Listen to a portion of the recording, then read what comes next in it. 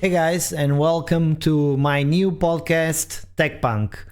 In this podcast, I will talk about topics that are of interest to me. I'll do a few rambles if you'd like.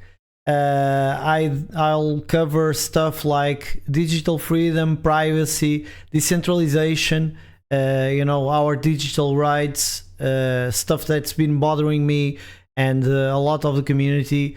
I will sometimes talk about institutions as well, maybe academia, maybe government institutions or states, but always around technology. And today I'm going to talk about something that is very close to me, and I've been postponing this video quite a lot because it's something that's a bit hard to talk about, and I've been thinking about how my life went in the past, everything that happened, and I've been trying to process that. So if you're here for the technical content, the tutorial like videos, this is not it. And this video today will be particularly different because a while back I felt like I needed to tell my story a little bit. I think I went through a lot of hardship in life. Of course, there are many people that went through a lot worse, or people that have it easier. It's how it goes. But I felt like sharing this is something that might help other people that feel a bit outsiders in society, or disconnected from all that's been happening. I am one of those people. I've been suffering with depression for many years, and then after the pandemic, I also started having a lot more anxiety than before. That was something new to me, so I always felt a bit depressed, but anxiety was not something that I really felt. I always felt confident, but after the pandemic, something messed up my brain, and I think it changed a lot of us, and we haven't talked about it enough. But anyway, as I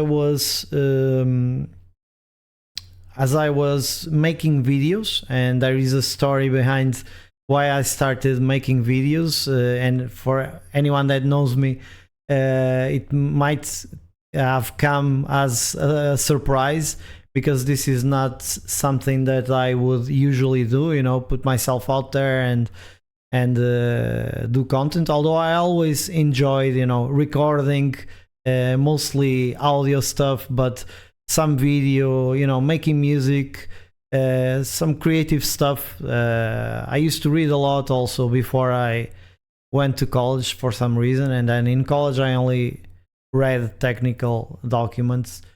But yeah, I started thinking a lot about it, and I decided I want to tell my story. I want also for myself to look back on everything that happened before, try to give credit where credit is due.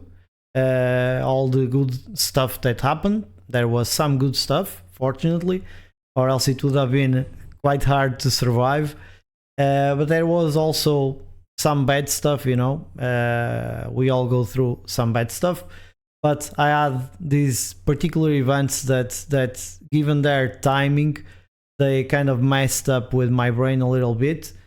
But I will talk about it. And so today this podcast is about my life in tech, how everything started, from as a kid, how I got into computers, because I was born in a time when most people didn't even own a computer or a phone, a smartphone, or there were no smartphones, but a mobile phone, really, most people didn't have one. And so we did other stuff outside and stuff like that. Can you believe it? And then I very quickly started working with computers.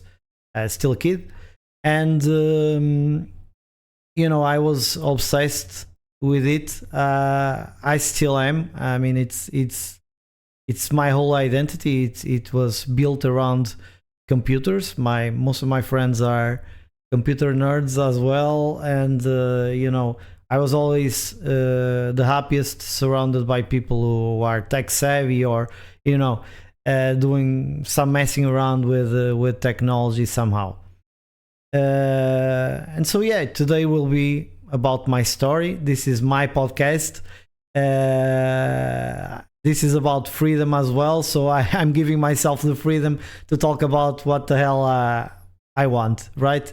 So I will go through. I obviously I organized this and I took some notes because there's a few decades of stuff happening that I wouldn't be able to remember everything, and my mind is quite tired at this point. I'm getting old. But I will structure this in the following way. So I will talk about growing up both with and without tech, and how the transition happened. Then I will talk about the high school times, and this is when I really got into informatics, computer science. We call it informatics in Europe. Then I will talk about college life, which is a very special time in my life, where I had to study the most but didn't. Okay. And then I will talk quite a lot about my PhD journey and all the mental health challenges that went around it, the good, the bad.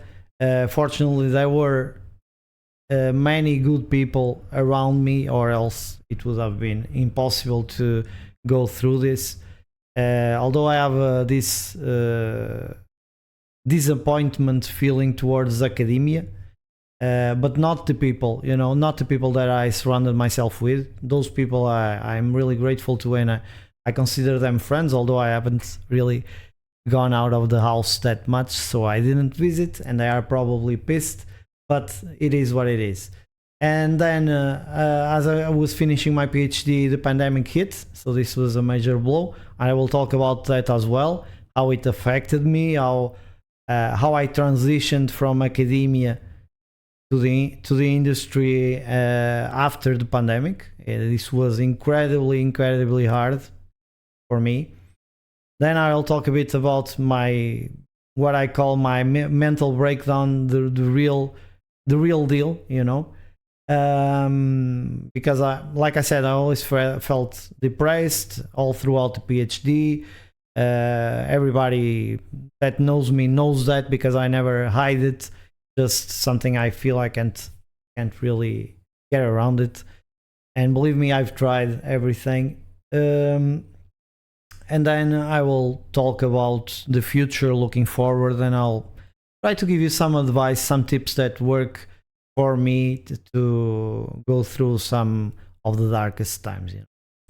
So let's get into it. I'm gonna tell you a bit about myself. I was born in a house where 6 people lived, including myself. I was raised by my parents, but also my grandparents. And that gives you, if you were raised by your grandparents, you know that you have a different perspective on how life works. It's very different to grow up with grandparents. And our house was also a bit different, because the bottom floor, which was connected to the house, used to be a grocery store. What you usually called, you can think about it more kind of like one of those Mexican stores in the US. How do you call it? I forget the name, but it was kind of like that. It was an old grocery store in a little town that was just had been a village just a few years before. And so I was surrounded mostly by old people, so I always felt kind of like one of the old people. I always felt old. And other than that, there were many housewives coming to the grocery store, buying the bread, and there was this whole dynamic, because there was pretty much nowhere else to do your shopping back then, and so most people came here, and I grew up, accustomed to listening to a lot of conversations in the shop, talking to all kinds of people. Also the people that sold the merchandise for our warehouse, and yeah, I mean, it was nice. And so I remember that I used to play soccer and basketball outside. I sometimes went out with my friends. I used to be a choir boy for a while, and that's when I got to know heavy metal. I remember I listened to Sepultura for the first time in the steps of the church. Some of the guys who was a metalhead was in the choir. It's just how it is. And back then there were Walkman, and I was just arriving, and he was in the stairs of the church, and he asked me, "Do you want to listen to this?" And I was accustomed to listen to vinyls in my dad's turntable, like Doors or stuff like that, Kiss.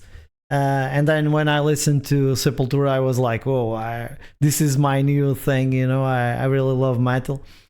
And so yeah, I used to do all that. But then at the same time, sometimes I used to go to the office with my dad. And ever since I was a really small kid, like 3 or 4 years back in the 80s still, one of the first computers that I ever touched was running Unix System 5, so the grandfather of Unix systems, the GOAT. And I remember it had a green on black screen, and I remember being really pulled towards that thing. And my dad picking up my finger, and typing on an old mechanical keyboard, and that keyboard was really heavy. I mean, nothing like keyboards today. And so yeah, that was my first experience with a computer. Then I kept going from time to time to the office, and my dad used to put me in front of a computer, a 486 PC. Running MS-DOS and Windows 3.11, and that's my first real operating system experience. I used to play stuff like Civilization or Solitaire, or even a game from Nesquik that existed back then, a platformer. And I explored it all. There was not much to explore back then, but yeah, I did that. Then after a while, my dad noticed that I really enjoyed computers, so he ended up buying a Pentium 1. I was 11 years old when I got my first computer. It ran Windows 95. It was the new thing back then. It had this Plus system that had all these themes and backgrounds, and we used to play around with that, and we loved it. Back then I was the first kid to get a PC at school, and then my small group of friends all started buying computers as well. And I remember experimenting with Linux for the first time when it was Red Hat 6.0. It ran GNOME 1, the original one, and I remember feeling like a hacker. I'm a hacker now. And yeah, so it was fun times. I remember exploring the CD from Windows 95 and finding 2 video clips, and some of you might know this. And also there was this hover game. So it was all very exciting, all very basic back then compared to what we can do now, but all extremely exciting. And then, the age of PC and game magazines came. That's how we got our content back then. We bought a magazine with a CD, and the CD had, if it was a gaming magazine, it had gaming demos. or it might, if it was a PC magazine, it had a freeware CD, sometimes with games and multiple applications, and we used to explore all of those. I remember one time one of those maybe PC Guide or something like that came with a Visual Basic demo, and this is actually how I started coding. So I remember one summer I went to the office with my dad and I was extremely bored, and this is something we don't do in today's society because we all have our mobile phone, we're always running everywhere. But back then we sometimes just had to wait, be bored, had nothing to do, look at the sky, the people going through, walk down the street and look at some store. And that was our life back in the 90s. And so I was extremely bored, 14 years old, and I found out there was this center of the magazine article, the main article about Visual Basic. And so I thought, why not install it and try to learn programming? And so I started playing around based on the magazine tutorial and designing some windows. And I thought, wow, this is kind of cool, I kind of like this. And so I kept doing it for a while, on and off. My dad went to the bookstore. We looked at many books. I ended up asking him for a book on Visual Basic. Then he got me a book on Linux. Then he got me a book on network programming, Unix network programming. Actually, the actual title is that. And then another summer went by, I think, and I was all again bored. And so I started browsing the web, the 50k modem. It was extremely slow, extremely rare to be able to browse the web. And we paid by the minute, and they had internet at the office, and I used to use all the time that they had. They sometimes had to, remember my dad being pissed that he had to go charge the internet to the bank because he needed to work and I just spent it all. And so I found out this site called Hackers Lab. I think it was hackerslab.org. And I did some research recently, and I think it was a website from a Korean team of cybersecurity guys, I believe. And they had this hackers challenge where you would telnet into a system. This was before SSH. You would telnet into a system, and there was this password command, actual password, it's not a system command, that would print the password for the current user. So the goal was there were many users, level 1, level 2, level 3, etc. And the goal was to run that command with the next level user. There was a security flaw that was purposely introduced for that user, so that you could run it with the next level user. And you would get challenges that were more harder and harder. And there were some forums, there were some clues, but most of all, you had to explore the system yourself through the most basic commands for the lowest levels to extremely complex stuff like that required you to read Crack Magazine, the classic articles like Smashing the Stack for Fun and Profit by Aleph One. I think that was an article that we spent a lot of time around when doing this challenge. And so I did that. I remember that one time they had to get lunch and they were really busy. So my father's colleague, his business partner, told him, why not order some pizza? And actually they gone out and get it, but you could order it at the time by phone, there was no internet ordering, I think. And if there was, we didn't use it here in Portugal at that time. But yeah, I tasted pizza for the first time in there, and I loved it, It was my favorite food for many years after that. I remember also going to IRC using Mirk, MIRC, you know, the Windows application. And I remember learning about ASCII smileys. There were no emoji back then, it was all ASCII. Yeah, those were some good times, you know. It was still the time of floppy disks, so you only get 1.4 megabytes of actual space. I believe floppy disks were 2 megabytes, but parts of that was required to set up the file system or something, so we ended up with only 1.4. So yeah, before I got to high school, I was, you know, typical nerd and geek, mostly a nerd. I was a straight A student, which is fives in Portugal.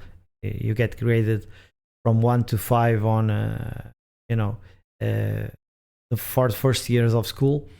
Once I got to ninth grade, which is the last grade before you go to high school, I wanted to pursue informatics, computer science as fast as I could.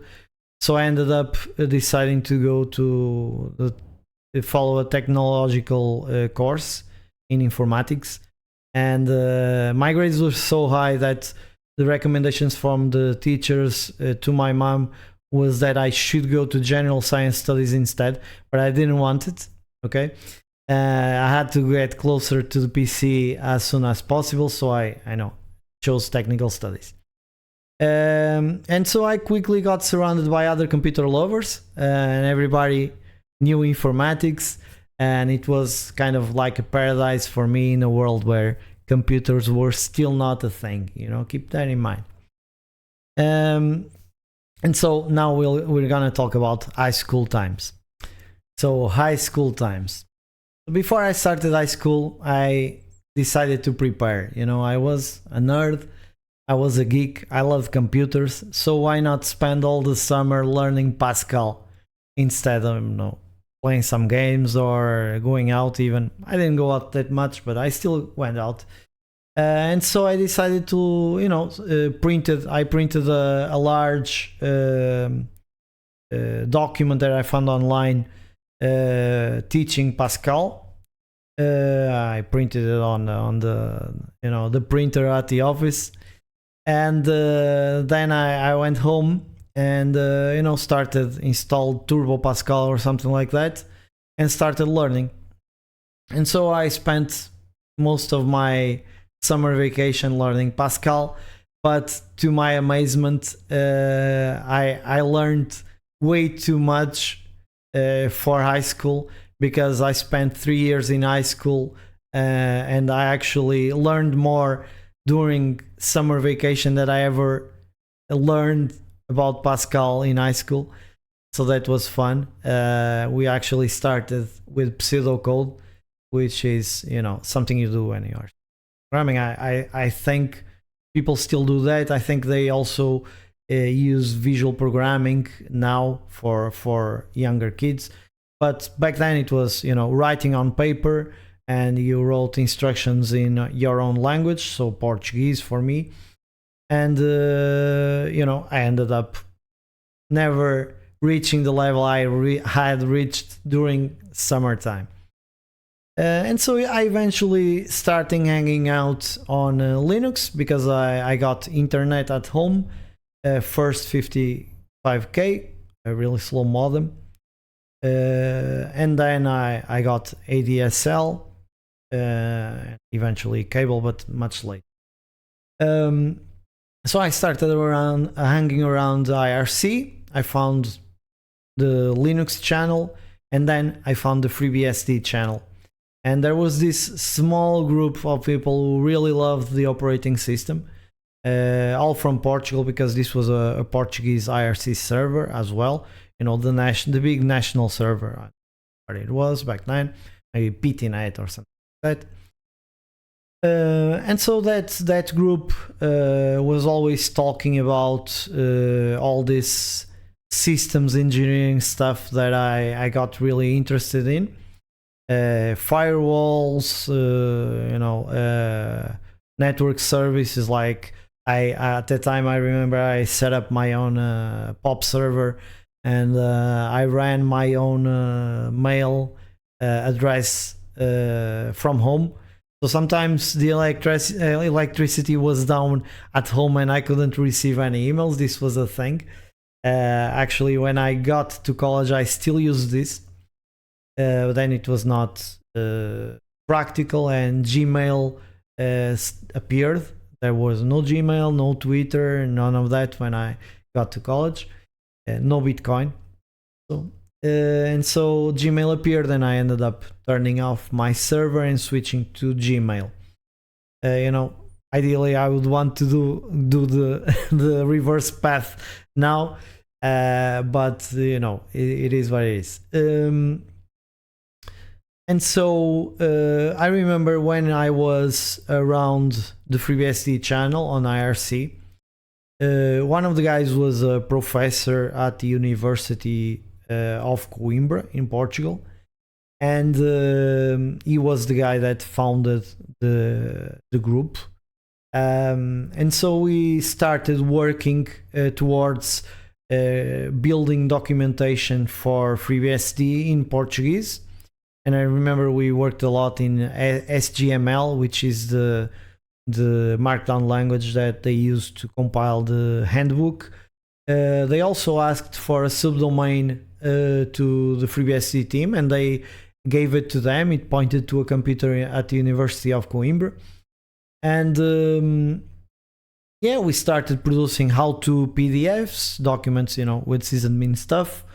I remember one of the guys back then was working with jail systems, which is the precursor of containers, and it was already an interesting idea back then. I then learned a little PHP because I was responsible for a small module that showed random FreeBSD tips, and I wrote the tips, or most of them, and I maintained that small module. I was just a kid. That was my first experience with an SCM. Back then there was CVS, then there was SVN, and only now you've got Git, right? But CVS was a pain in the ass. It was terrible. But we used it, it worked. I think eventually they switched to SVN, but I was almost leaving by then. I remember that I spent most days and nights, but mostly nights coding. I would code all night. I ended up spending a lot of time writing Mirk scripts, which was the cool thing back then if you were one of the cool geeks, and I no longer felt like a nerd, because everybody in high school was a computer lover in one way or another, and so that it was great. And so I created my own script. Another friend created one of the most famous ones in Portugal at the time. But we had a lot of fun, and back then the geeks were kind of underdogs, but now it's kind of cool. Everybody's a geek one way or another, but back then, we were the underdogs, the guys that got punched in the belly at school and stuff like that. And I remember going to school, to high school back then, and I had a few general subjects like Portuguese or philosophy. But once those classes were over, if there was only maths or informatics classes, it felt like I was free. I'm in vacation mode, and I always enjoyed learning math. I never studied a day for English. I watched a lot of TV, and ever since I was a kid, I just learned English almost like native in a way. And in maths, I always got, and also in English, I always got great teachers. I remember all my math teachers were extremely good teachers, really nice and extremely savvy, and they were born to do it for sure. One of them was also my informatics teacher for some subjects, and so we love that guy. That was our favorite teacher. And it was great to finally be able to learn something in school that was also my hobby, and I enjoyed it all. I used to have donuts for lunch and stuff like that. It was really crazy times. And during lunch, we used to go to one of my friend's house. I still talk with him to this day. And we did stuff like compiling the kernel for Linux or FreeBSD or stuff like that. We also watched MTV, South Park, and then we went back to class. I remember this one day that we were late to class, and it was informatics class. We were learning C programming, and we were late, and the teacher was like, "You're late, gentlemen," and something like that. So please sit down, and this is the assignment. And everybody was already silently in class coding.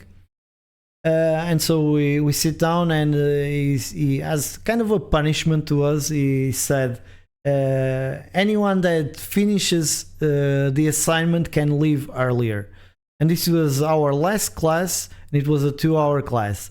And I remember that we had 2 groups of friends, two pairs, the guys that were at my friend's house. And we started coding really fast, and we were done before everyone else, and we called the teacher so he could check on the work. I remember he just had a kid, and he fell asleep while checking the execution of the code. We had to wake him up once, and then he validated it, and he said, "Yes, you can leave." And like the other people are like, "What the hell, man? These guys got here later, and they are already leaving." And also the teacher was a bit annoyed and amazed that we were able to complete everything so fast. And I love to code.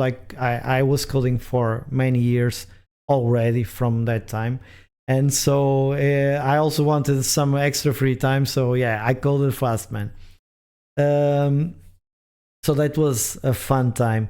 Something that we also did back then was go to cyber cafes. It's something that you can't even think of today. I believe. I think there are still some in Japan and maybe in China, but in here they are pretty much gone. I think in the US there's nothing as well. And so we went to the cyber cafe to play StarCraft or Quake or Unreal Tournament. Those were the big games back then.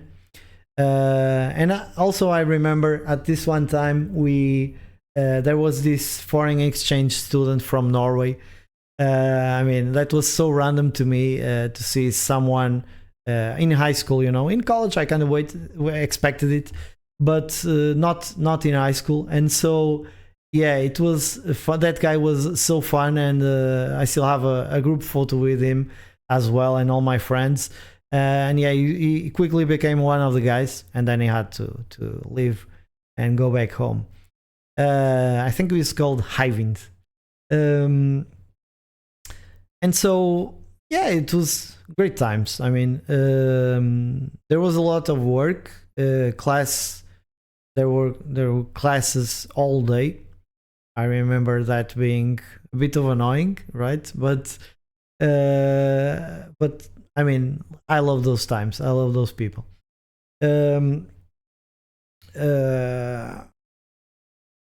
Oh yeah, I have some notes, by the way. I have some notes because, like I said, it's way too much. And I have this one note here where about what I did when I got home from college. I used to have this kind of like a boombox, a big radio with CD player, and I had like 10 CDs maybe. And I used to come home and listen to a full CD. I remember listening to Prodigy or you know, Red Hot Chili Peppers, Californication. And those were good times. Limp Bizkit and stuff like that. The sun was shining, nobody in sight, lots of silence. I mean, great time. But it was also back then that I started going into a depression, and it was quite manageable for some years, but it got much worse when I got to college, and I will talk about that, but also the good times, you know. When you think about the past, it also seems worse in your mind than when you talk about it. It actually seems better. That's what I'm realizing just now. Okay, and then came college, right? That was a lot for me, but also a great time. The change was huge, you know. Most people went to different colleges. Up to that time, I had kept many of my close friends. Some of them had already left, but you know, went to study something else other than informatics. But many of them were still around. But once I moved to college, there was only this one friend, I think, that went with me. And in Portugal, once you get to the university for the first time, you are greeted by the senior students, and they are dressed in black with these capes. I think this is a bit famous online, and they compare it to Harry Potter and stuff like that. Similar, but there is this thing called praxis, which is inspired by military training, and this is a tradition to bring students together. Personally, I had a good experience with it, but I'm also not a big fan of it. You know, it was okay, whatever. I met a lot of people there, but I also met them outside of praxis. So anyway. And so I had always been a huge geek and nerd, so I went into college with a different mindset. I wanted to leave that behind a little bit. Since I was starting kind of fresh, nobody knew me. I wanted to work a bit on my social skills, try to fly under the radar as a brainiac, and make some friends. And so looking back, I kind of didn't need to do this. I don't know how it is now, but back then people who got into that university were extremely intelligent, and I was not even in the top 10. And honestly, I mean, that was great because it lowered the pressure. I felt more like a regular guy, and also it enabled me to develop more because I was surrounded by people who knew more than I did, and people who kind of like teaching and sharing, So yeah, definitely the best thing about college is the other people that you meet there, both professors and your colleagues. That's the best thing, and pretty much everything else is not that great. You kind of, let's be fair, you kind of learn some good stuff, but you also learn stuff you don't need, or learn stuff that gets quickly outdated. So really nothing replaces being around other people with a similar mindset, and that's the only thing you really get out of college.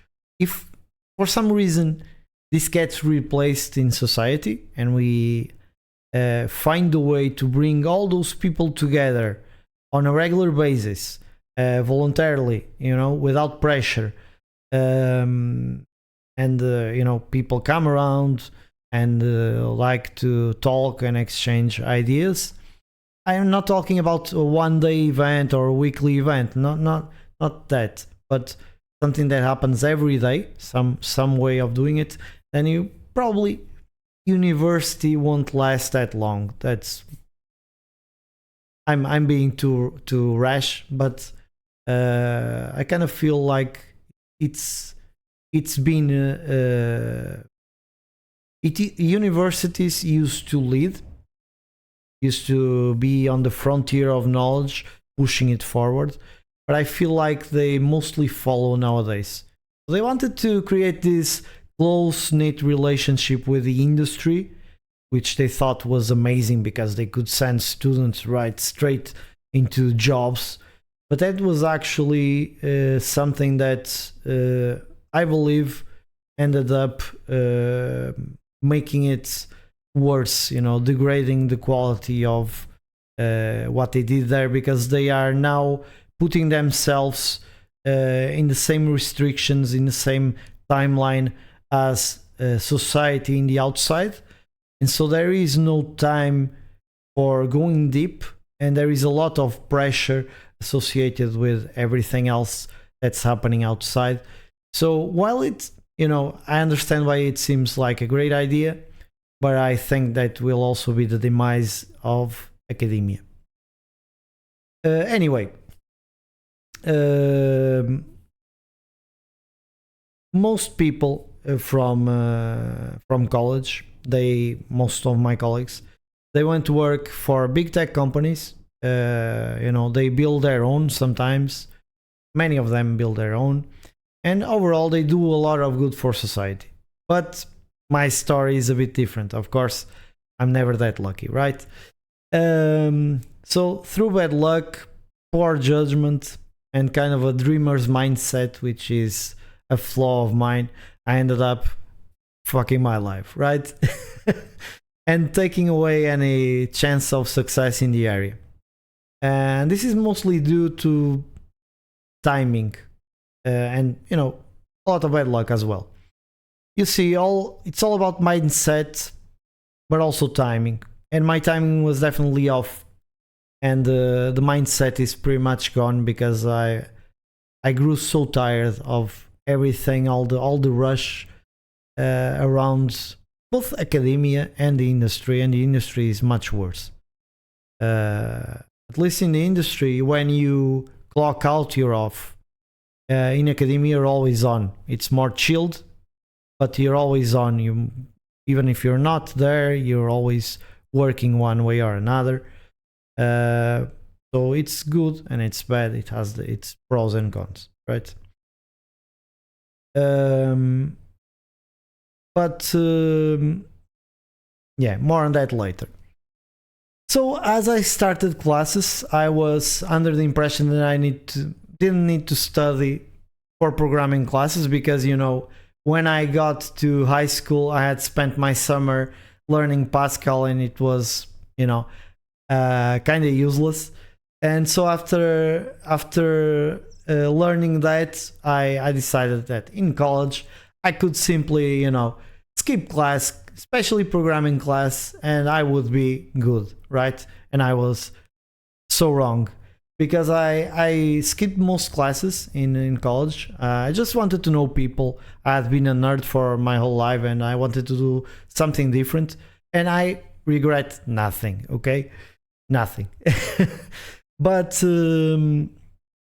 the university moves extremely fast, and I remember I stepped into class from time to time, and the teacher was actually a really nice guy, and I noticed that he had no one was going to his class, and he was a bit sad with it. And so I decided I must go to this class because he's a good person, and I should attend just because of that. But as I went back to class, I noticed that I had missed everything and I knew nothing about that language. Back then it was Scheme. And so I got a bit panicked.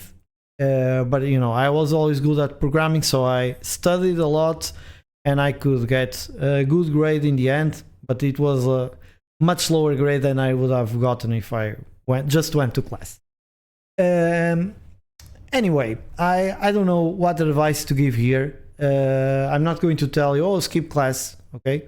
And I'm not going to tell you should definitely go to class, because in college there are more experiences that you live through that might be more valuable than knowledge.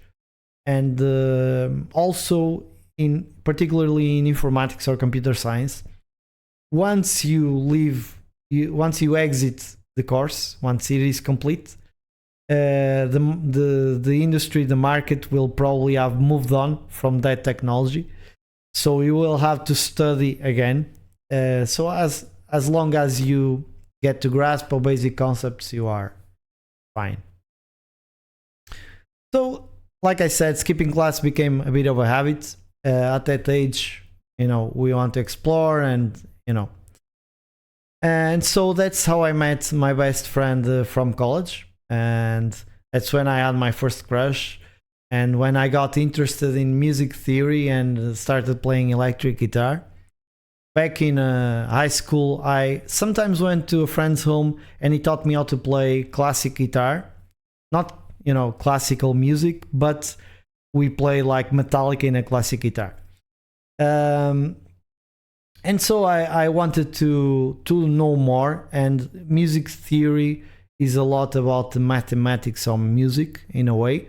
And so I got really, really interested, and I spent a lot of time looking at scales, the formulas to, half tone, one tone, to build the scale, and then how you can build chords from the scale, what arpeggios are, and all that stuff.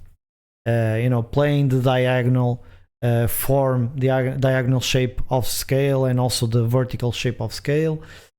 All that. I actually had this band, and back then on my last year of the master's degree, because I was so depressed, and everything went. There was this huge load of work in the course. Most of my colleagues would be working through the night at the university. I never did that. Maybe once. But I remember you could smoke inside the halls and all that back then. Not anymore, thankfully, because the smoke was too much, especially in the bar. I remember going into the bar and there was this cloud of smoke from here up, and you could see nothing. It was early 2000 maybe, back then. And so because I was so depressed and everything moved so fast and I just couldn't handle that, I'm from a calm area. I like to live my life slowly. I was always brought up like that. I always grew up looking at the sky for many hours and dreaming and stuff like that. So I couldn't handle that, and it was the worst time in my life for depression, at least during the beginning. There are very different stages to depression, right? And so I ended up deciding and asking my parents to delay 2 subjects, and I ended up having to do only 2 subjects in my 6th year of the course, additional year. And in that year, nobody was there. The people had all left already and were starting work. I was doing those classes with people I didn't know. And most of the days I went to the university like 2 days a week, and the other days I had those days free, because I had class, and then I had either a morning or an afternoon to work on those same days, so all the other days were completely free. And that's when I got into electric guitar and music theory, and I recorded in my iBook some songs, and recorded some video on my digital camera, which didn't capture sound back then. Okay, it was like 3 megapixels. And so I eventually met some other people who played liked music. At first I stayed at home most of the days. I didn't want to go out. But then I talked with people online, and I ended up catching up with a friend from high school. And she and her boyfriend invited me to go out, and we started going out sometimes to a bar near the river that played alternative music. We ended up making friends with the DJ there, and I still keep a playlist with most of the songs that they played there. I love that vibe. That eventually closed later, but yeah, those were some good times. We used to know the people from the other margin of the river, so this was in Porto, and in Gaia was the place where that bar was, and on the other margin you could see Porto, and I knew a lot of people in the other margin as well. We sometimes stayed in the bar and went to the other margin, stuff like that. So that's nightlife in Porto back in the early 2000s. I don't know how it is now. It's a lot more boring now because it's a lot more common. There's too much to do. It's just like a regular downtown. But back then it was a bit special. It was different. There were not many people going out, and it was fun. And so I eventually met some guys that played other instruments, and we decided to. I met this one friend who played guitar as well, and he told me I'd found two other guys, one who played bass and the other one played drums, and he asked me if I wanted to go and try out to see if we could build a band. And so I went, and we played Metallica covers, Radiohead, stuff like that, Smashing Pumpkins, and I remember that we started playing Metallica right away, and Nothing Else Matters, and it was like a good match. We just didn't have a vocalist, but yeah. Anyway, we started going to rehearsals. We got some gigs and stuff like that. And at the same time, I had just started to date a few months earlier, I guess. And so this was kind of at the same time I was trying to finish my masters. And so on one side, this was putting a bit of a strain in my relationship, but also it was making it extremely hard to try and finish those two missing subjects for my masters, because I remember going to rehearsal, and then it ended like at 2 a.m. and sometimes we were just hanging around and talking for a while, and it was like 3 a.m. Then I got home because during rehearsal you get really hot, like playing the instrument and all the vibes. And then as I got home, I needed to cool down for a while, so I went to bed like at 4 a.m. And the next day I had like a meeting with my group to work on the assignments, and I remember falling asleep as I was talking to the group, and I felt really, really bad because I didn't like to be that guy. I wouldn't mind delaying my own life, but I didn't like to affect the other people's lives negatively. So yeah, we ended up rescheduling, but I was starting to get the feeling that I had to quit the band, and this was messing up with my head, and I eventually quit at the worst time possible and the worst way possible. I remember I just left the rehearsal, said nothing, and just left. And then some days later we had a gig, and I missed that gig. I remember that they went to my home and tried to get me to go, but I ended up breaking my guitar. Yeah, and I quit the band. That was it. And I eventually was able to work on those assignments. At that point, I had this long hair, big beard, long beard, more or less like it's been on the videos. You watched the videos, but I had a long hair as well. And I remember my grandfather didn't really like my long hair. He was old school, and I told him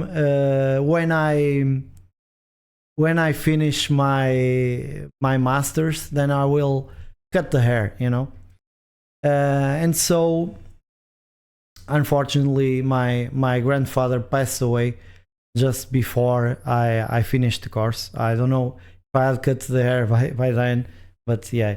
And so he passed away, and I finished the course. And this kind of starts cognitive programming almost in my mind, where I started to associate somebody, my success was always accompanied by some kind of loss, something bad, you know. And this was just the beginning. These were hard times. It was just before Christmas. That was a terrible Christmas. I never really enjoyed Christmas after that. I still don't enjoy it that much.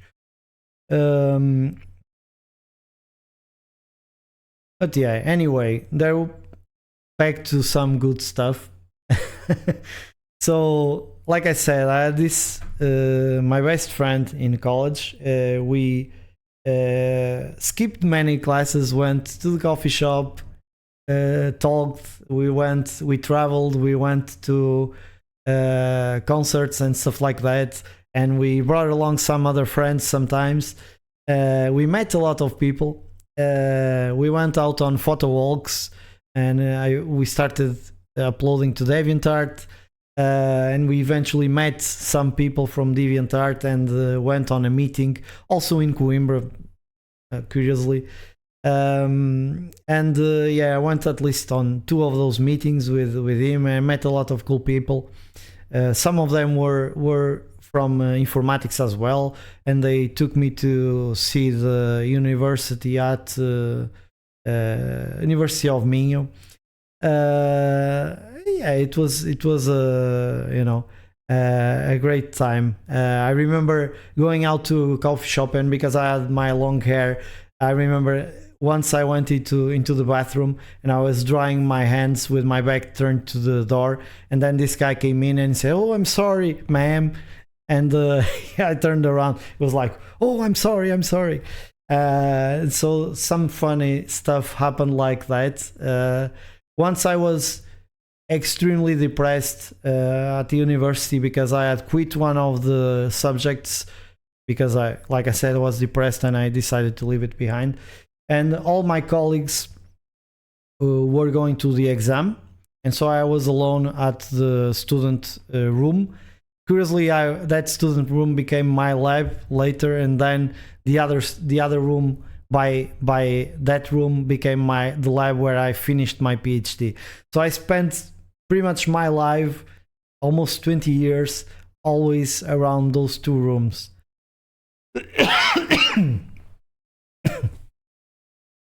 And so, because I was a bit depressed, everybody had left, I decided I'm not going to stay here. I'm going to go to the beach. I used to go to the beach and, walk around a bit, sometimes in the middle of the fog, and think about life, watch the sea and all that stuff. And so I decided, today I'm going to go to a different beach. And I didn't really know the way, but I knew the general direction. And so I found the plaque saying turn here, and I was going trying to find the sea, and I finally see the sea, and I found it. Okay, and I was about to turn into that street, and I knew my brakes were kind of not that great at that time, and I noticed there was a wrong way sign, and so I pushed the brakes hard, but they didn't respond. I tried to turn the car, but it hit this electricity pole, this lamp post, and the airbag came out. It explodes, right? It came out, it burned some hairs in my arm. I was singing to Opeth or something, and I bit my tongue, and I just left the car in a bit of a shock. And I went back quickly, turning off the key so it wouldn't explode, It's what happens when you are in a shock. And then I realized the stupidity of all that. I opened the door of the car and I sit, turning the road, and, fuck my life. And then I called my dad. I hit, hey, I had an accident with the car. Are you okay? Yes, I'm okay. But I trashed the car. Oh, don't worry, I'm going there to help you. And as I was waiting in my long hair, covering my face, this old man comes up the street and he says, "Do you need help, ma'am?" And I looked up and he saw my beard. "Oh, I'm sorry, no, I don't need help, thanks." So yeah, we laughed a lot about this, me and my best friend, and I remember all those good times. Then the day he finished the master's degree, I remember he got an offer to work at the capital in Lisbon, and I remember exactly where we were standing having this conversation. So we were just near the back of the department at the university, and he was telling me, "Oh, I got this job in Lisbon. What do you think? Should I take it?" And I told him, "Yeah, I think you should take it. It seems like a good opportunity." And he said, "Are you sure? Because you won't get to see me as much if I'm going to Lisbon, and we won't have as much time." "Yeah, I mean, you have to do what's best for you." And then my friend left, and I didn't get to see him that much after that. That's the how it happened. And then we eventually later we had this falling out, but I'll tell you more about it after I tell you about some other stuff that explains why it all happened. And so now I'm going to talk about my PhD journey. So I eventually defended my master thesis, right? But then I started to think about the PhD. I'm going to tell you about. So my best friend, he also delayed, but only 6 months, so a semester. He was also there for an extra semester, just for his thesis, for his master thesis. And his supervisor ended up being my master supervisor as well. He seemed happy with the supervision, so I went and asked for a meeting and met her in her office and asked her if she wanted to be my supervisor, and she said yes, and if I would like her to bring someone else as well to co-supervise one of her PhD students. And this became my co-supervisor for the masters and later my supervisor for the PhD. This is a person that I consider a friend, although we haven't spoken in a while. But yeah, he really helped me out through all my issues with the depression during the PhD and really tried to help me make the best of it. So for that, at least I'm thankful. Like I said, the people were great. There were some assholes, but not there. Before there were some assholes. I even worked at a lab where some people used to sabotage our group and stuff like that. Yeah, it was a mess. But fortunately, I ended up after many different grants in different places. I ended up in a really nice lab, and I still keep many friends from that lab today. Some of my best friends are from that lab. And so my master's thesis started. At the time, I knew that most people that were finishing the masters just went out to work on like invoicing and accounting software. I mean, it was extremely boring, and I was baffled at the time. Everyone I talked to, yeah, I'm doing some accounting software. I was like, are we really studying for 5-6 years to then go out and get a job doing accounting software? I mean, I was so depressed with this back then. I was so depressed. I didn't want to do that, right? And so as I started working on my PhD, and I found out that there was something I really enjoyed for the first time in college, like the subjects, all the courses, they were sometimes nice, but mostly a bit boring for me. Some of them were extremely hard, like electromagnetism and maths and stuff like that. but others were okay, but still a bit boring. But finally, as I started my master thesis, I found something that I really enjoyed doing. I remember working with R. If you don't know R, it's a famous language that is also used in data science. Although Python is largely the winner here, but there is also R and Julia. If you know Jupyter, it's from Julia, Python, and R. Okay, and so I learned R. I actually used a draft of a book from a guy from my university that I found just by coincidence to learn it. That professor unfortunately has passed now, and he also was my professor during the PhD. And the program that I took is a program that combines professors from 3 of the major universities, so they are the best of the best. Okay, this guy was one of the best. And so I learned from that book, and I continued the work from my other colleague because we had the same supervisor, but he worked in information retrieval, and he did time-oriented analysis, progression analysis, and I ended up working with link analysis, so network science and graph-related stuff mixed with information retrieval. So I learned PageRank and all that good stuff, that feels so tiny now, but it was a big part of my master's. And did some, published a paper. I ended up going to the US to present the paper. I remember that as I got into the plane, I had a coffee and then I threw up because I was so nervous. It was my first time flying. I was going alone, and I was going to the US across the sea, across the Atlantic on an 8-hour trip. I had to get a passport. I didn't have a passport. But yeah, I remember going to that conference, and I had this tiny moleskin. I was getting back into my nerd ways. And so I remember going into every talk I could find and taking many notes. Back then, the hot topic was data mining, which is like the precursor of data science.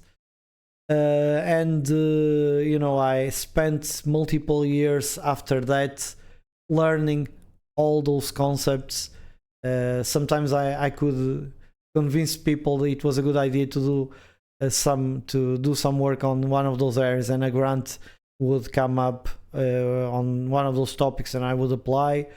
Ended up doing some work as well in grants that was out of that list.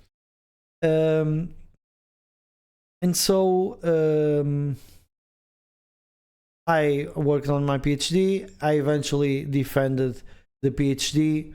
I was extremely nervous. I had to, take one of those teas that calm your nerves, the strongest one I could get. And even then, it was really hard. I was never very comfortable with public speaking. Most people aren't. You sometimes get used to it. During my PhD, I got more used to it, but I never really enjoyed public speaking, although I enjoy speaking about these subjects a lot. But it wasn't the best place to do it. What I enjoy the most is speaking to someone who is interested one-on-one. There is more or less on my level, with some things to teach me, some things I can teach that person. That's my favorite type of interaction. But anyway, I was able to defend the master's thesis successfully, and I finished the thesis, right?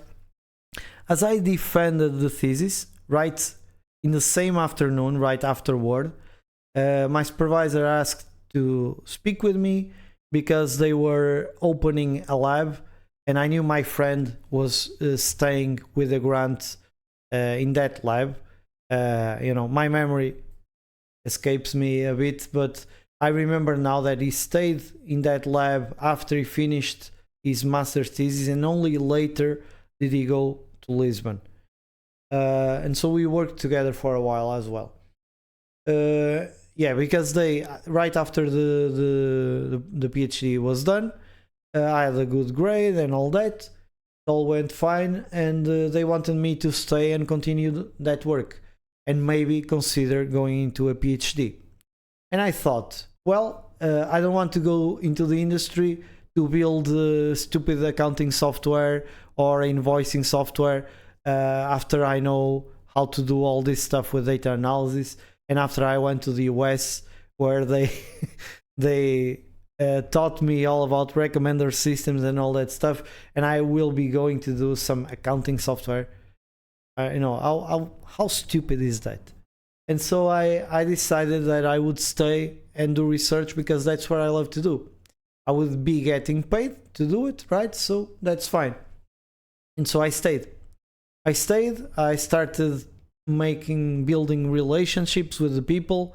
I really enjoyed everybody in the lab. And well, not back then. Back then I was in a lab the lab that we had some issues. But yeah, I still had a great friend, even after my best friend left. Some other colleague, which is also one of my best friends. We kind of supported each other throughout all that. It's a shame because the supervisors were nice people, but you know, once again that desire to integrate industry and academia failed, you know. And that's why I don't like it that much. I feel like it's detrimental to academic work rather than something positive as they try to sell it to you. But anyway, I was in that lab for a while, and I started writing a proposal for my PhD, started applying for funding, but of course, like everything else in my life, it was the worst time possible to apply for a grant because funding was at an all-time low. There was only one viable source for funding, which is government funding, and it was even lower than when it began. And so it was extremely competitive. There are some really good people doing research in Portugal as well. And if you worked with our engineers, you probably know how hardcore they can be.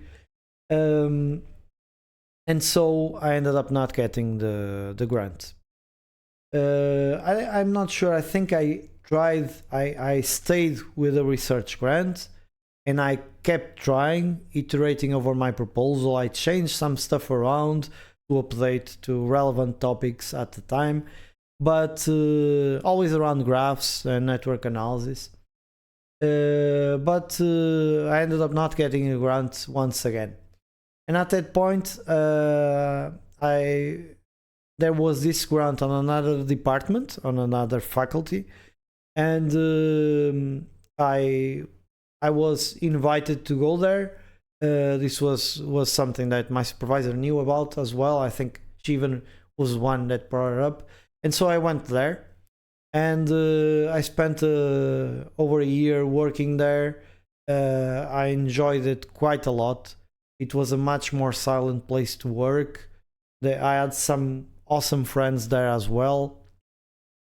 And people were more, you know, there was a bit more mateship, to use, you know, the Australian expression, than I felt in engineering.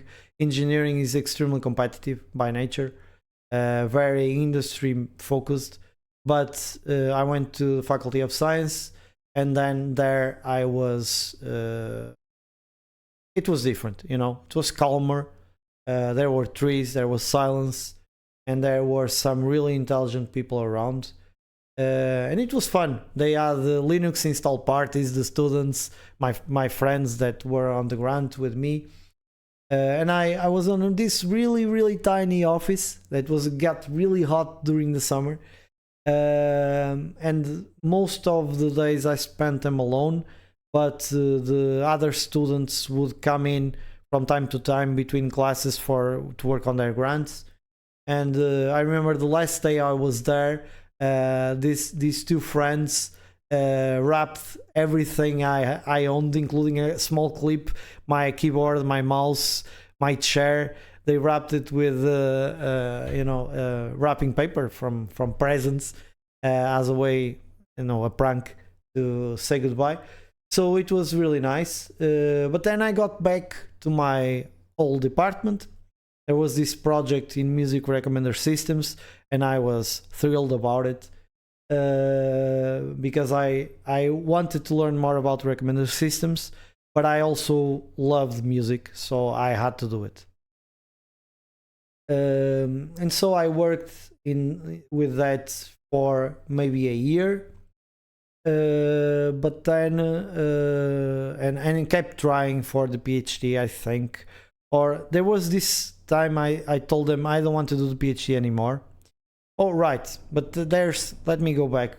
There's another story that I have to tell you before, because it's very relevant here, and it connects back to my best friend from college. Like I told you before, he had went on to work in Lisbon, right? And so I lost contact with him mostly. We were still friends. Sometimes we went out on weekends when he came to Porto, but we didn't see each other as much as we used to in college. We saw each other every day for coffee and stuff like that.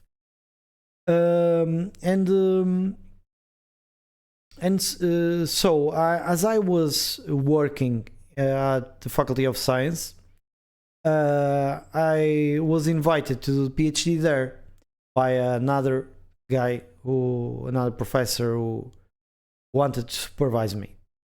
Because I liked my supervisor at engineering so much, I ended up asking the supervisor at Faculty of Sciences if he wanted to add my supervisor from engineering and kind of build a relationship between the two faculties, which is nice, at least in my mind. It's actually very complex, and only now have they joined efforts after so long. And so they ended up, agreeing to that, and we met. It was a bit weird, and it wasn't really working. But anyway, we went on ahead with it. I decided I was going to re-enroll on a program and pay out of pocket, because by that time I had saved some money from working in grants. But I was also paying rent in Porto. It's not as crazy as it is now, but it was still a lot of money for someone who is just starting his life. And so it was tough, and so I stopped going out. I saved as much money as I could. I only did my PhD. I came home, played some games. I didn't go out. I didn't spend money, and it was tough.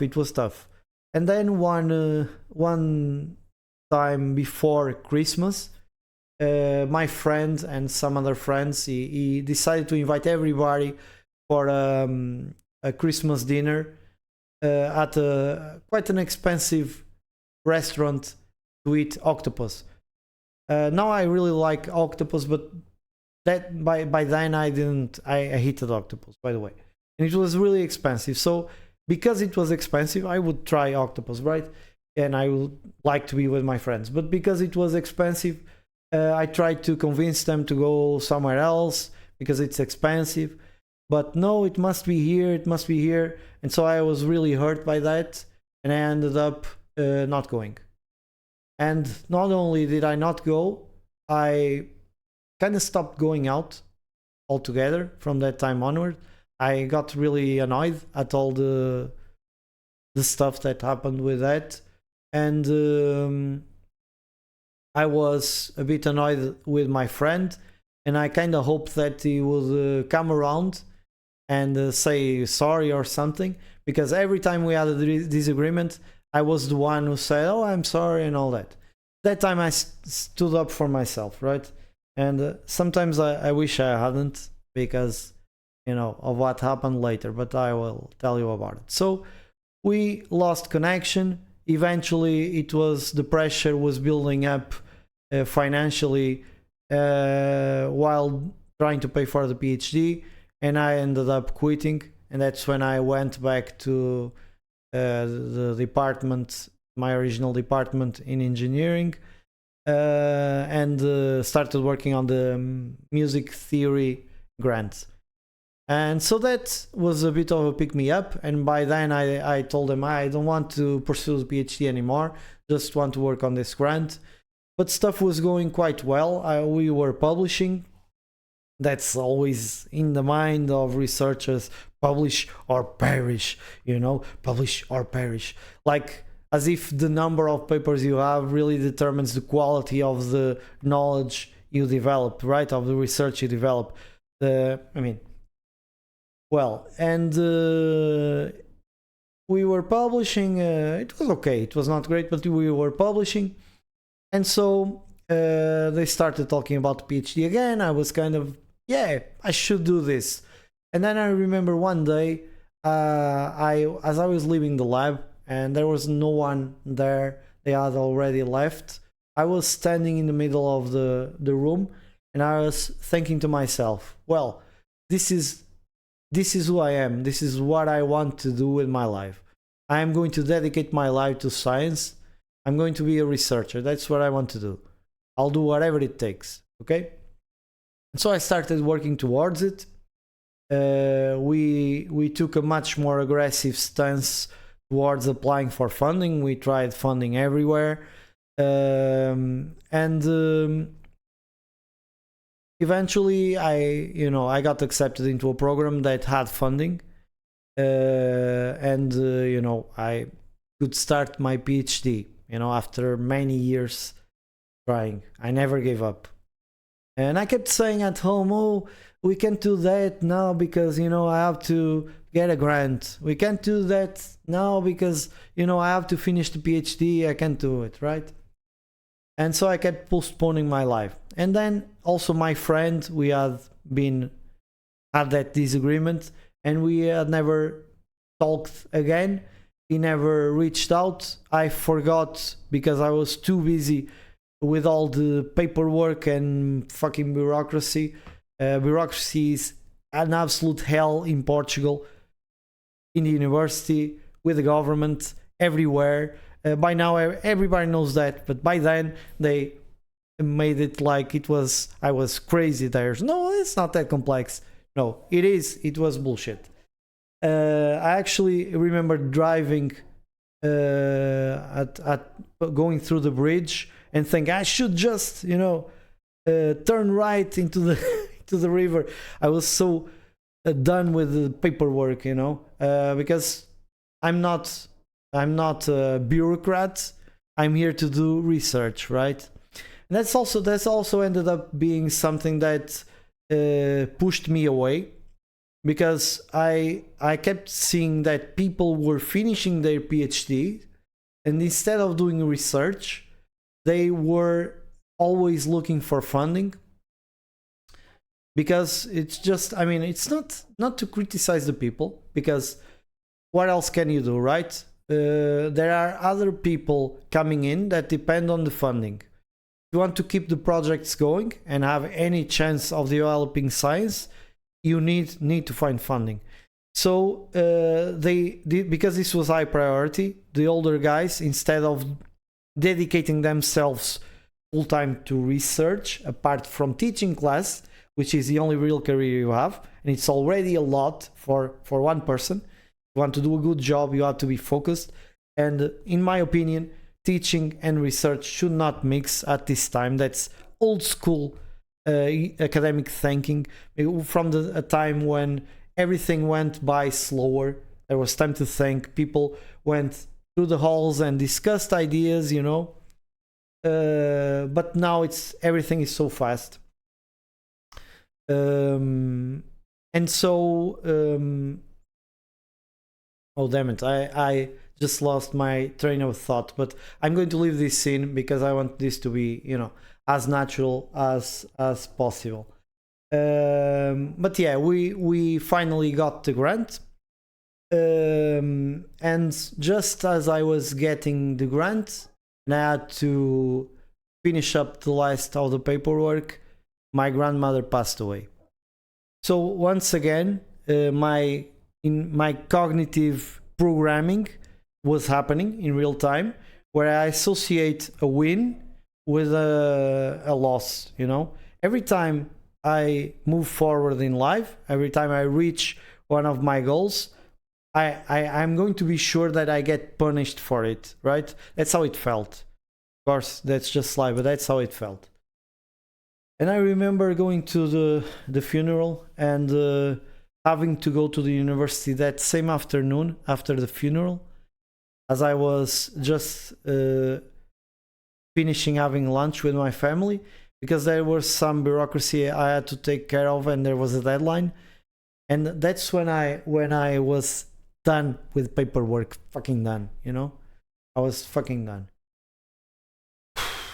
But anyway, I eventually got through it, and I got into a great program where I met another great friend who is now teaching as a professor, and we went through the PhD together. I remember going the first day to Braga, the university, because the class is on one of 3 different universities that are a part of the program, and Porto is a part of the program, as is Minho and Aveiro, and we get the best professors from all those universities. So in terms of teaching, the classes were fucking amazing. I mean, there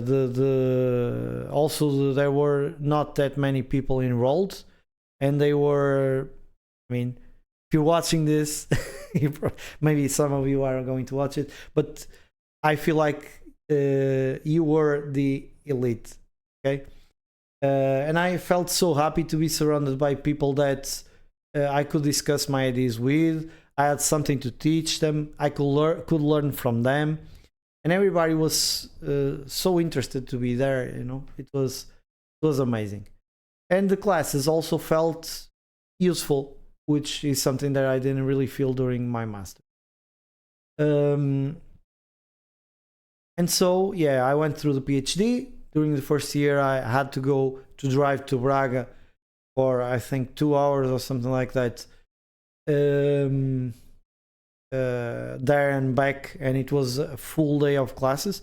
So I just got back home at 8 p.m. or something, if I was lucky, sometimes later. And I had a great time. By then I was not that interested in socializing. I was more interested in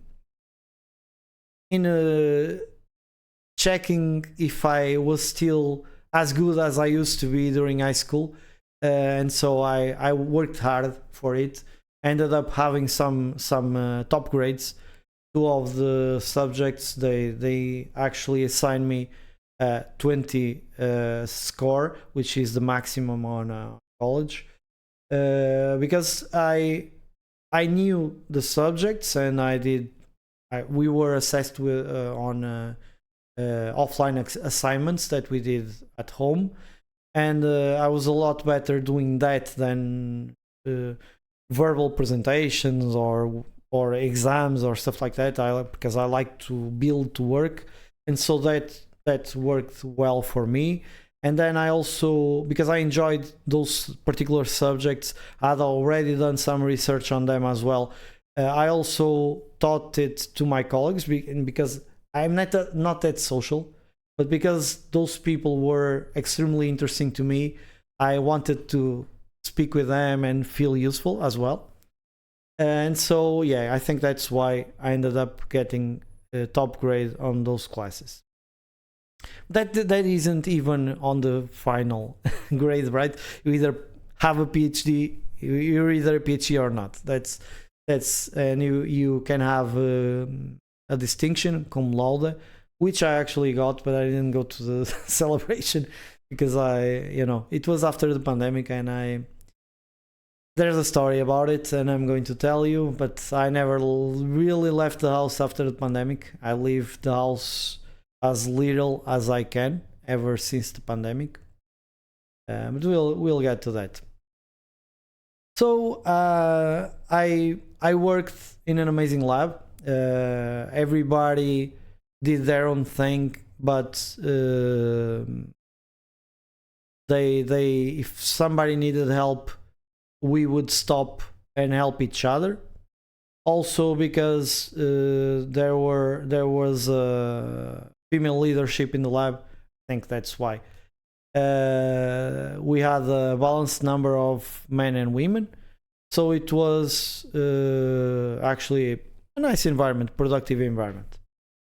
Like I said, I grew up on a grocery store and I mostly interacted with housewives because that's who came to the store during the day to buy stuff. So I was very comfortable both around men and women, so it was a really rich environment for me. I loved it there. I have many female friends as well from the lab. And yeah, it's first year was about class. I remember I was sick when class started, and because I had to continuously go on 2-hour trips back and forth, I was sick for most of my classes on the first semester. Every day sick. I was sick for so long. But yeah, I really enjoyed it, and overall it was probably the best experience I had in college, education wise, was that first year. And then I went back to the lab and I started working on my thesis, running experiments, writing papers. I didn't want to go to conferences because I don't like to travel. I get a lot of anxiety, and I don't like to sleep far away from home. I get very anxious with it, and so it was very hard, and I ended up not wanting that. And I told my supervisor that I insisted many times that we should publish in journals, which is a bit harder for computer science, but we did it anyway. We ended up publishing some cool papers. And my thesis was a risky idea.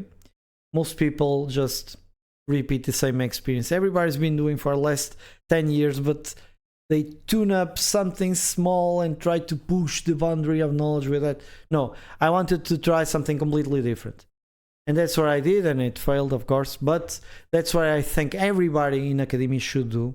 They should try out and especially everybody that is publicly funded, because if you're a researcher in the industry, you are constrained to do research that benefits the company you work for.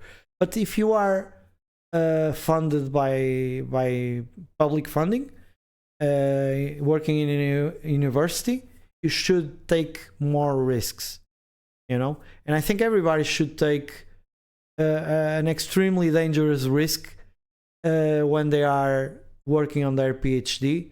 Otherwise, it's worth it. Come on, it's worth it. Otherwise, it's worthless, in my opinion. It's just a master's, okay? That takes longer. It's more work, but it's nothing. It's not dangerous enough. Your ideas are just basic, It's important to take risks during a PhD. I did that.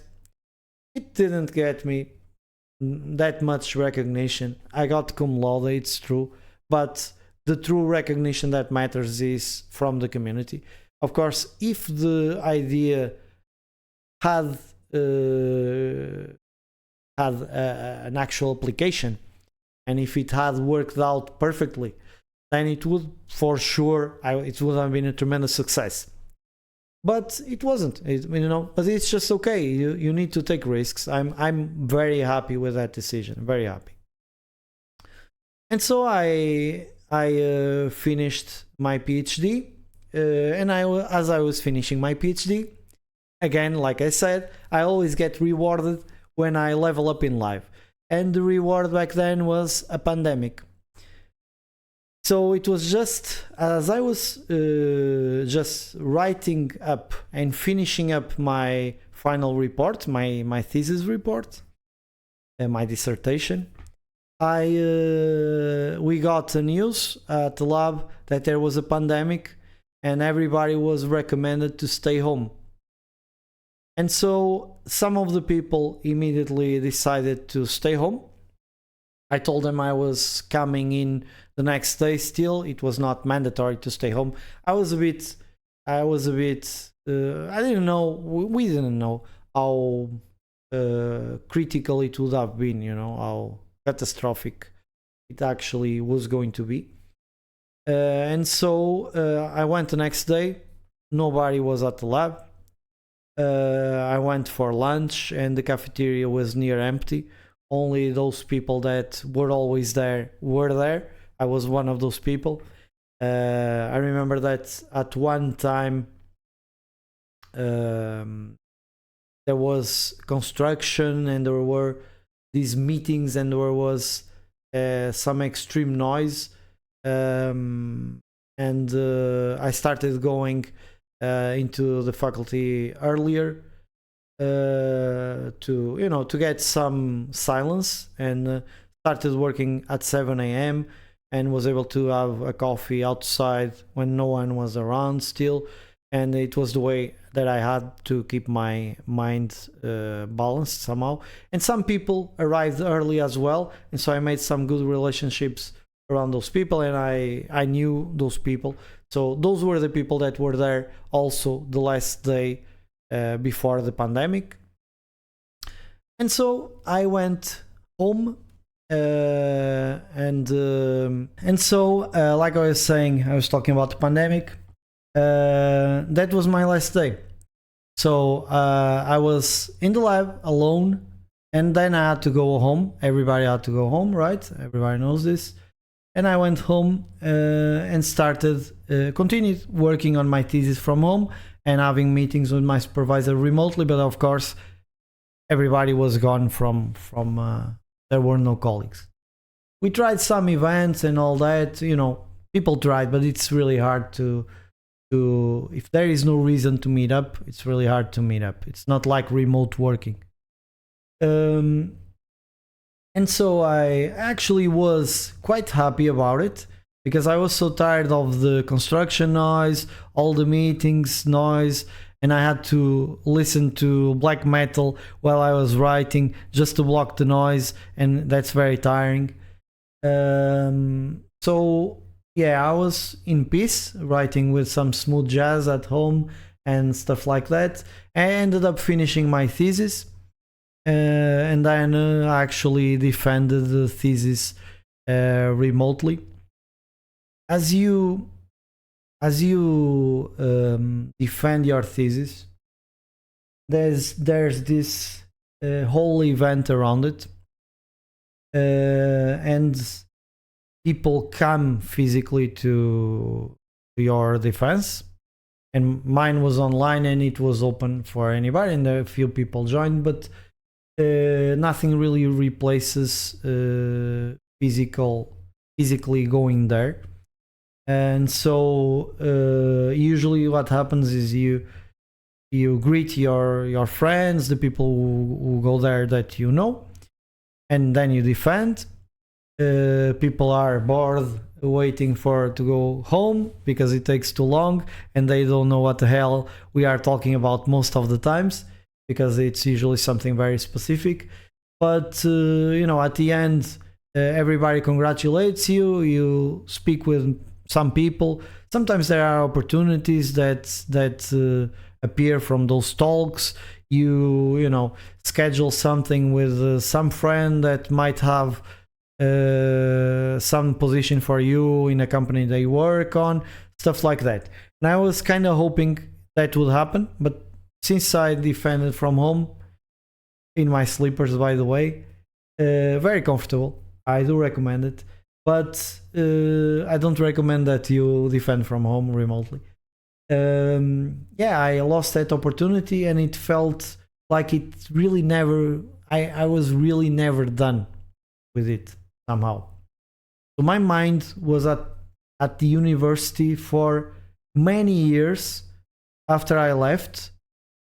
Maybe I still am a bit, but less now than before. But my mind was there for many years.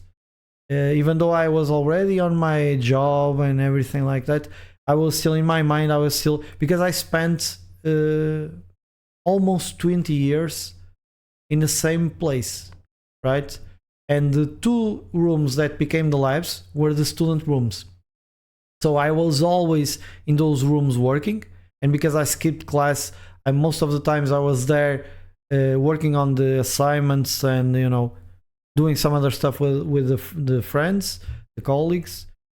And once that closed and it moved to another room, it became the labs where I worked on. So for 20 years, I was in the same rooms every day. My lab was there. So suddenly it ended. There was no big celebration around it, nothing. Later they invited me for the cum laude attribution celebration, but I didn't go. At that time, I never went out of the house. And I was just so annoyed at how things had ended that I didn't want to go.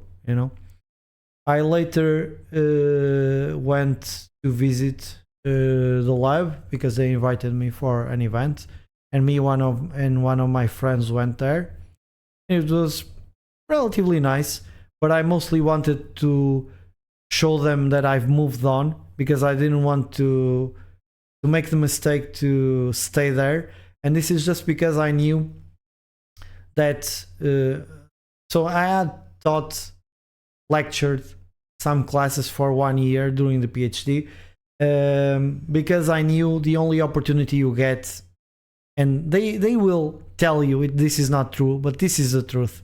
The only opportunity you get there is to make a career as a professor, not research. Research is always secondary there at the university, in any university in Portugal. Maybe in other areas it's a bit different, medical areas and stuff like that. They have some good partnerships with labs, industry labs, but not for computer science really. And so I noticed that most people were going into teaching, and I kind of like teaching, but I didn't like that I had to be always available. And because I'm kind of an introvert who likes to speak a lot. So some people think I'm an extrovert, but I'm really an introvert. I rest when I'm in silence, right? And because I had to answer questions to all of those people, the students, which I enjoyed, and I like the students very much, but I got home really tired. Then I was tired to work on my PhD, and in turn I was tired to prepare class. And then when I was teaching, it was not that great. Some subjects that I didn't, theoretical stuff that I didn't know as well, I didn't teach it as well. And keep in mind, the students at that university are some of the best in the country, so you have to be good to teach there. And I felt like I was falling short, both teaching and with my PhD, and I decided I didn't want to teach. And that was out of my plans. But I still wanted to do research, right? I was still hopeful, but I didn't see any future in that. And most of us didn't as well. Any future we saw was in teaching. And if you wanted to, you could be leading projects for an institution that is closely related to the university in campus. But you would be stuck writing proposals, doing funding, and not really working on the actual ideas, And I'm the guy who likes to build the stuff. Okay, I'm not the person who likes to lead other people. That's not me. I like to teach and all that, but not really lead. And I like to teach one-on-one when the person is really interested and needs to know that information. So yeah, I had once COVID hit, we lost the only thing that really kept us there, because we didn't get paid that much, but we were also, most of us were doing the PhD anyway at the same time, so it was not that bad. But what kept us really motivated was each other. We had a great lab, a great group of people, from professors to the researchers and the students. I really can't remember anybody that I didn't like in this lab. Although I can remember many people I didn't like in other labs. But in this lab, no, I can't remember anyone I didn't like, and I still like them. Maybe they think I don't, but these are very complex feelings, because I absolutely am disappointed with academia. But this is a general problem, and it's kind of outside of their hands as well. But I expected that they would fight a little more for doing research, and because once you become funding seeking person, are you really a bureaucrat or are you a researcher? I think you are more of a bureaucrat now than a researcher. So what ends up happening is that the junior people that get in, they end up kind of leading the research, and then when there are doubts, like the senior researcher will have some meetings to set the direction, but the student will have a lot of autonomy, which is good and bad. It's nice if you have ideas, if you know what you want to do, but it's bad if you get stuck, and because the other people are not working on the same project, especially the senior people, then it will be very hard to get them up to par with whatever is it you're stuck with. And so they are not thinking deeply about the same subject you are, and so you end up having juniors doing the research and seniors just doing some corrections and improving a bit on it and teaching how research works. But that is not really what I expected from science or from academia, and that's the main reason I left. I didn't want to be a bureaucrat, and I saw that there were some people that I have a really close friend who did an amazing job training people and actually working on the research with them after he had finished his PhD. And then when he applied for a teaching position, which was the only thing we could do really if we wanted to keep doing research, he ended up not getting it. And I actually saw the documentation he created for that, and I was mind blown. In academia, in the industry, they want a one-page curriculum, CV, resume, one page. In academia, they want multiple pages of curriculum, right? Of CV, and he had like 70 pages or something.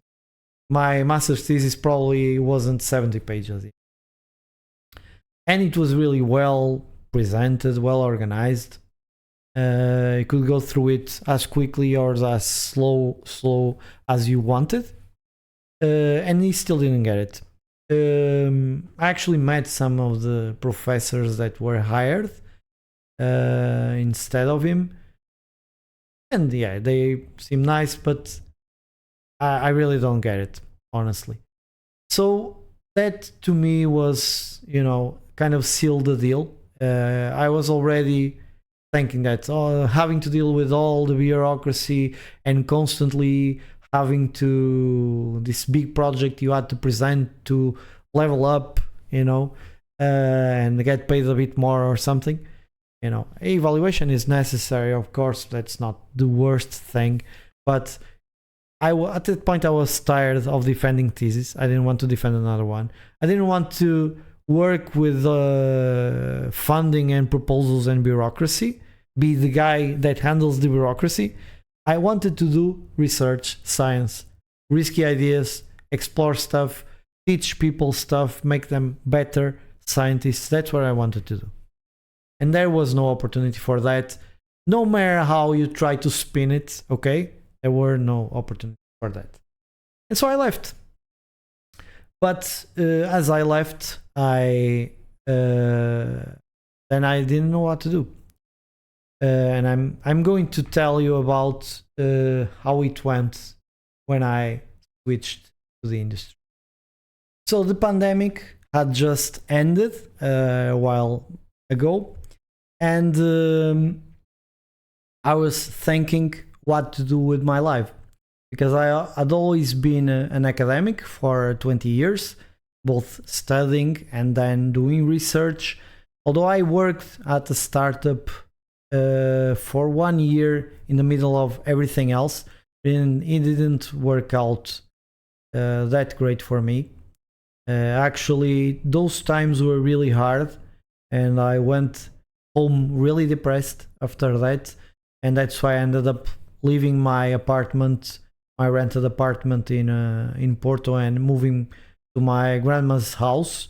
And I actually had to renovate it by myself alone for a few months, so we could at least move in, and we never really finished the renovations. And now I live in a whole old house, and I'm stuck here because my life, well, everything in the economy is shit. Housing prices are impossible, but I also I got into a deep depression, and yeah. Anyway, so as I was thinking what to do next, I decided I wanted to work for myself. So I ended up wanting to open a company and try to do software as a service, SaaS, some remote service. And because I was getting a bit into crypto, I thought it was cool to create a dashboard for analytics with some of the techniques I had learned during the years. And I started working on it, and I built it. I integrated it with Stripe, the payment system. I actually opened the business, but opened it on another country just to avoid bureaucracy. And it was much easier. I could actually open the company online. It took me like 1 hour to get the company open after I got a card from that government for an e-citizenship position, and it was great. I mean, I just flew to Lisbon, did all the process, and then flown back, and the card was home in a few days, and then I could just use online service to register the business, get accounting set up with a government validated entity, and it went really well. It was in Estonia. So I started working on my business. The bureaucracy was under control. I was very happy about it, and I built the product, and then I tried to sell some stuff. But at that point was when crypto crashed, and it's very frequent. But since my product was extremely fringe, I'm terrible at marketing or networking and selling, I ended up not being able to push this forward. And I was getting really depressed with it. And I remember that one Christmas before Christmas, this friend had just went abroad and bought me a gift.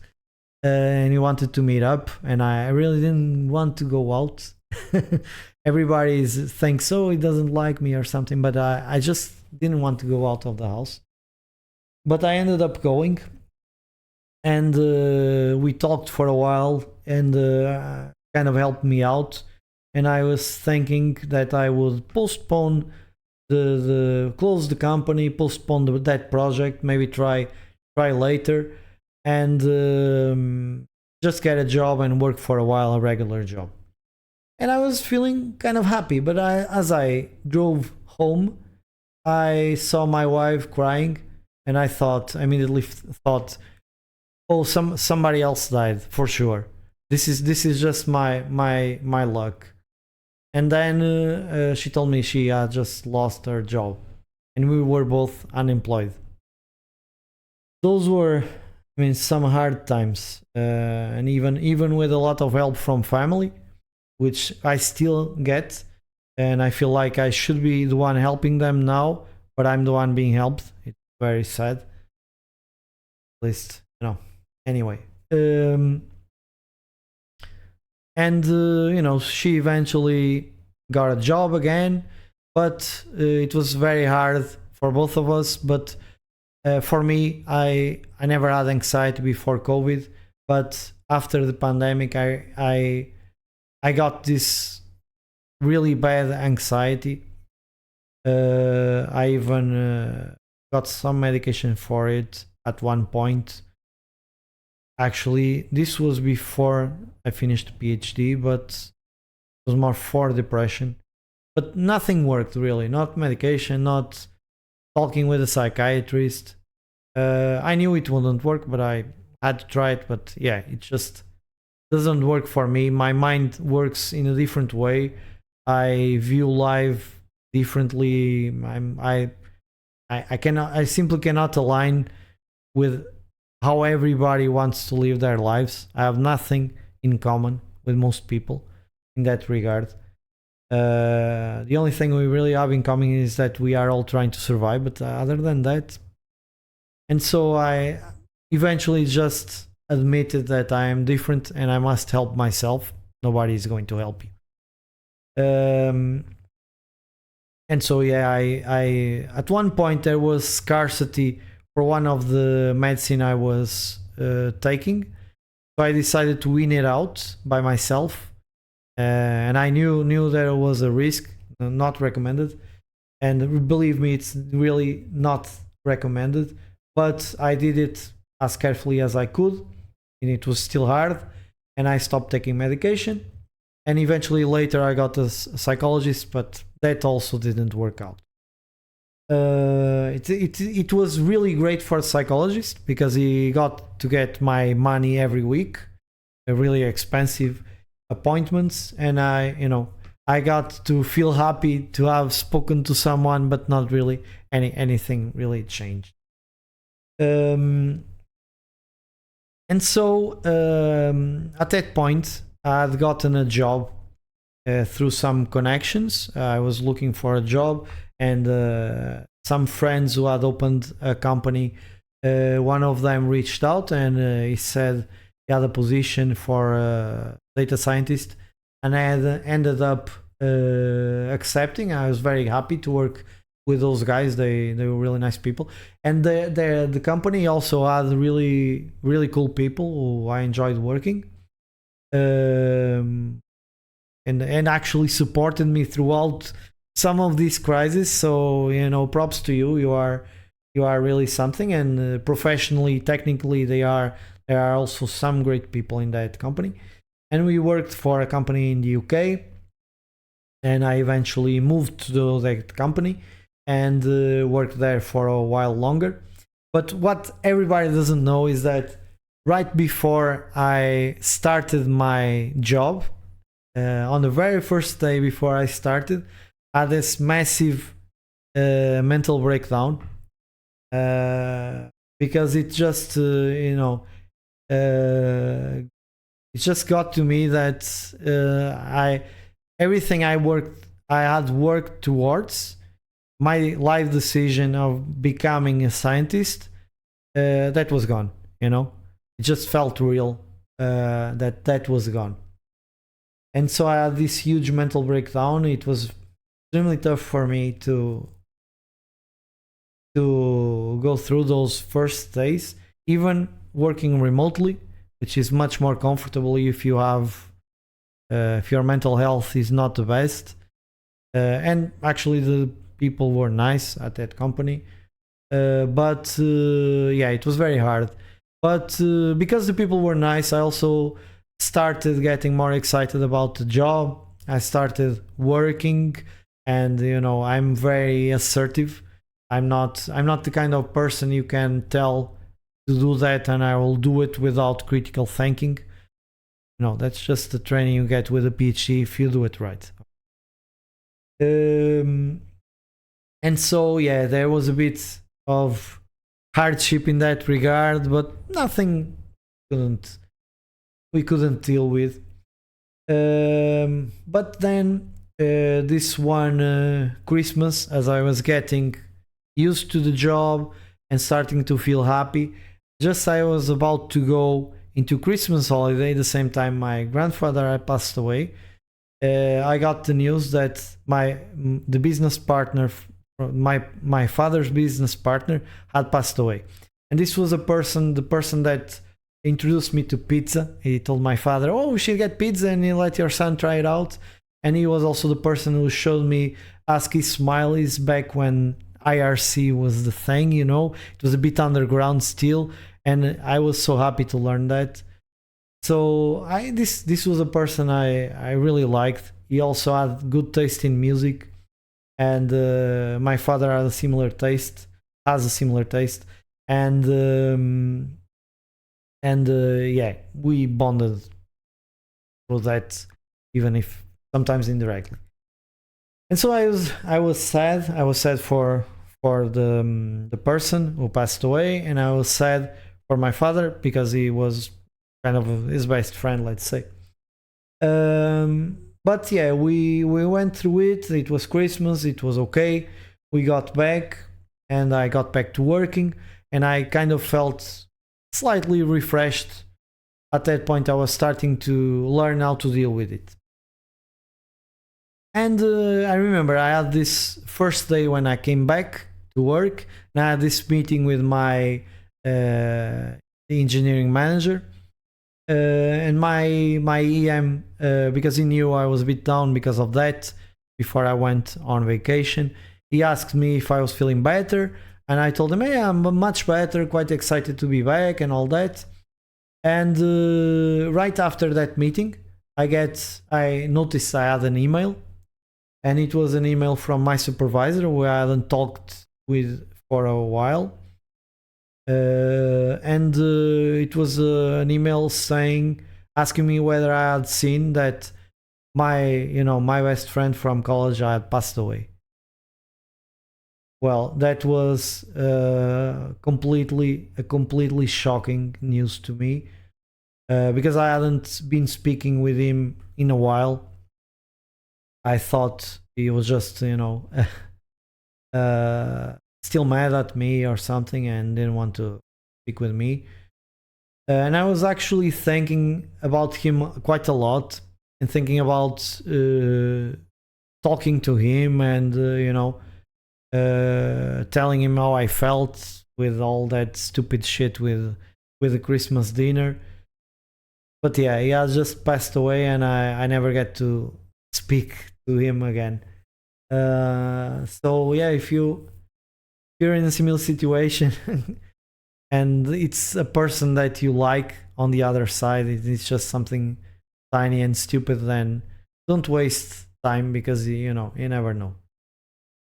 And so I was completely shocked with this, and I also missed the funeral because I stopped going out. I never talked to anyone else either. Most people got jobs, kids, families, and people just grow apart. It's part of life.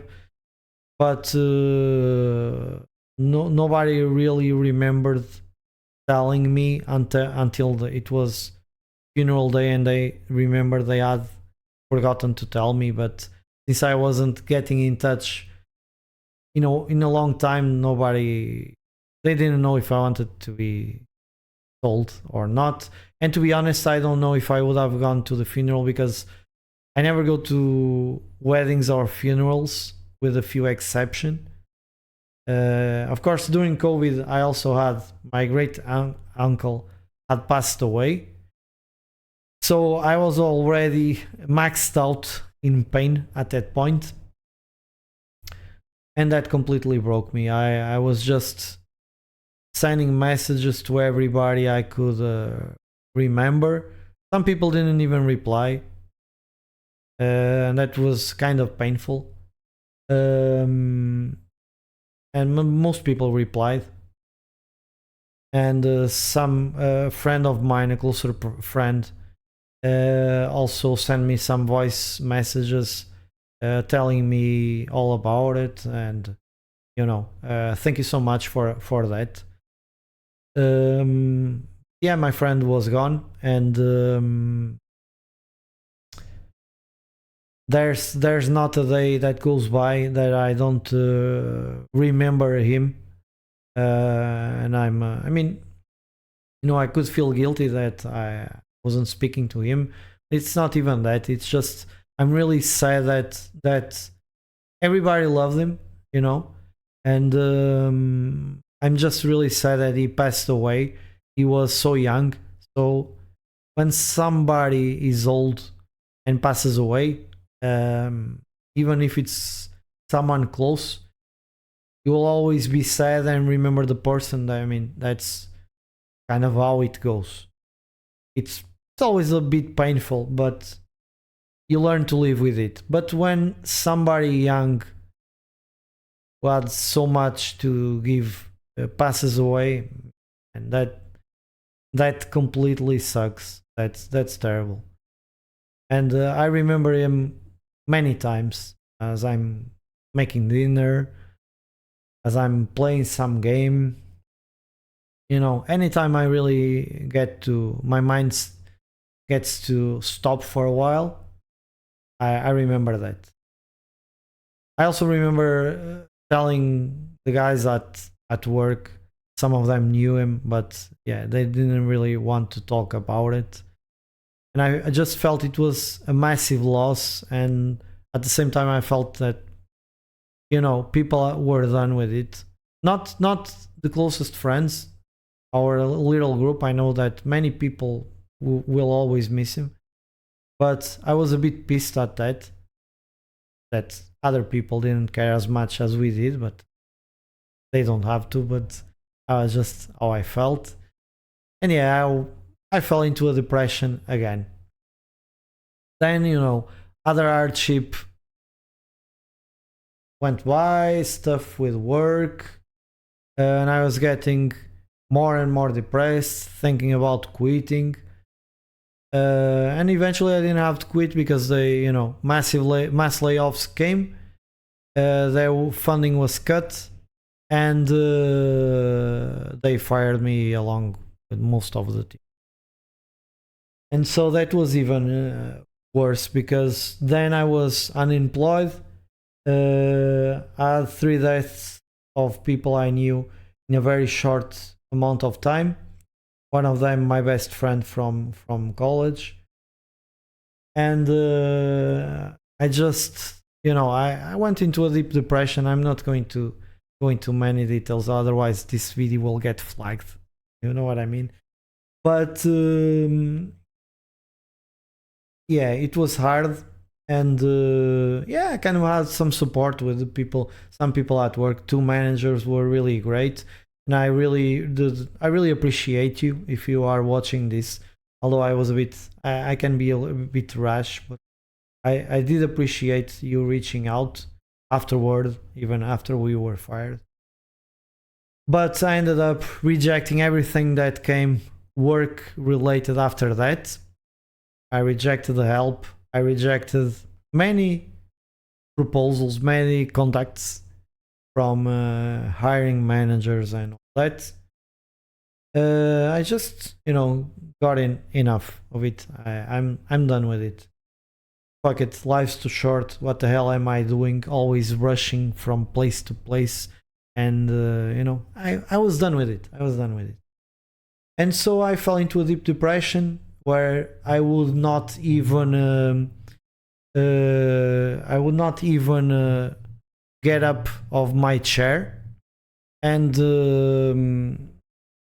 at one point I remember feeling that silence was kind of deafening. Silence was deafening.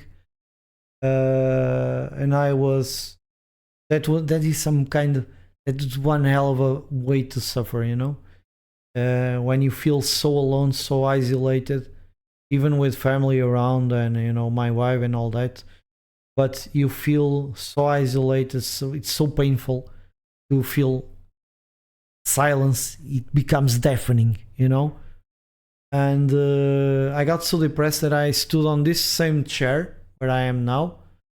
I pull it back and I was here watching YouTube videos every day. I watched Nick and Catchy and all this, the streamer stuff.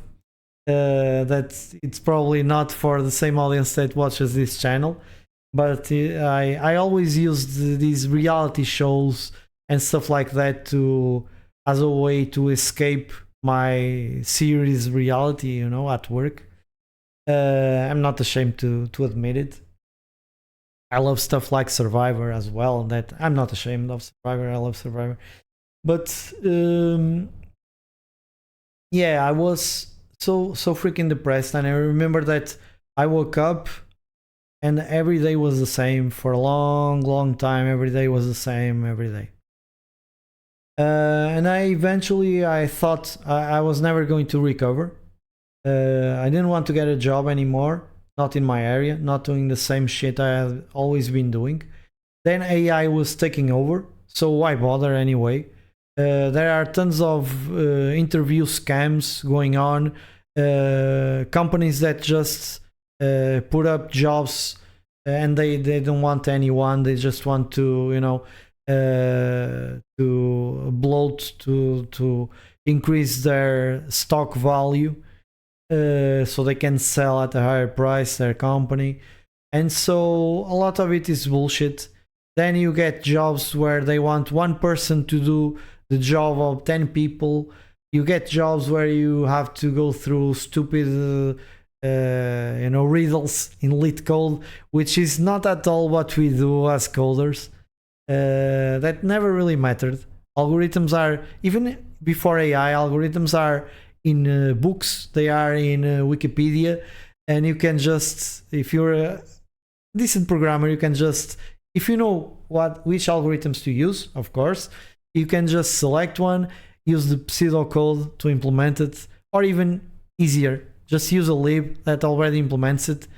And they are interviewing people, and then the person, and there are many jokes among the community, the person is going there to import transformers, and they really do no real work, but they went through that whole process.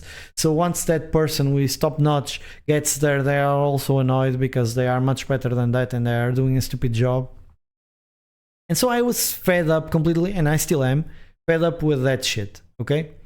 And so as I was depressed and not knowing what to do, I suddenly realized, what if I start doing YouTube videos? And it was not, people think it's a choice that I made. People that are close to me, they think it's a choice that I made, but I had no choice. It was either that or keep being rotting in my chair watching YouTube every day, because I did try to look for a job and I did try to apply, but I ended up getting so depressed, so massively depressed, that I just quit again. And so I even did some networking, and the people I talked with were really interesting. They even offered me a job like 6 months after, and I just rejected it plainly, straight out. And so now I have got my eye on doing videos on YouTube, which I don't make any money out of it. maybe I will sometime, not now. And maybe try to, I already do some open source, maybe try to go pro on open source, I don't know, because that's my community, and that's, I'm trying to, find myself again and do the stuff that I love. So my Linux videos, just the ones that I published before I started the podcast, were a way to get closer to who I am, because I love Linux. I love. I used to work with FreeBSD, OpenBSD, NetBSD. Design my firewall and tune up all the rules with IPFW, NPF at one time, one at a time, of course. And I enjoyed that, and I want to do some of that. I want to learn more about how to use AI agents for coding, just because I'm curious about it. But to be honest, I kind of hate this. I have this love-hate relationship with what's happening with AI, because of course it's taking away some jobs. We can't really predict the outcome of all of this now, but it might turn out good. But am I going to become an orchestrator of agents?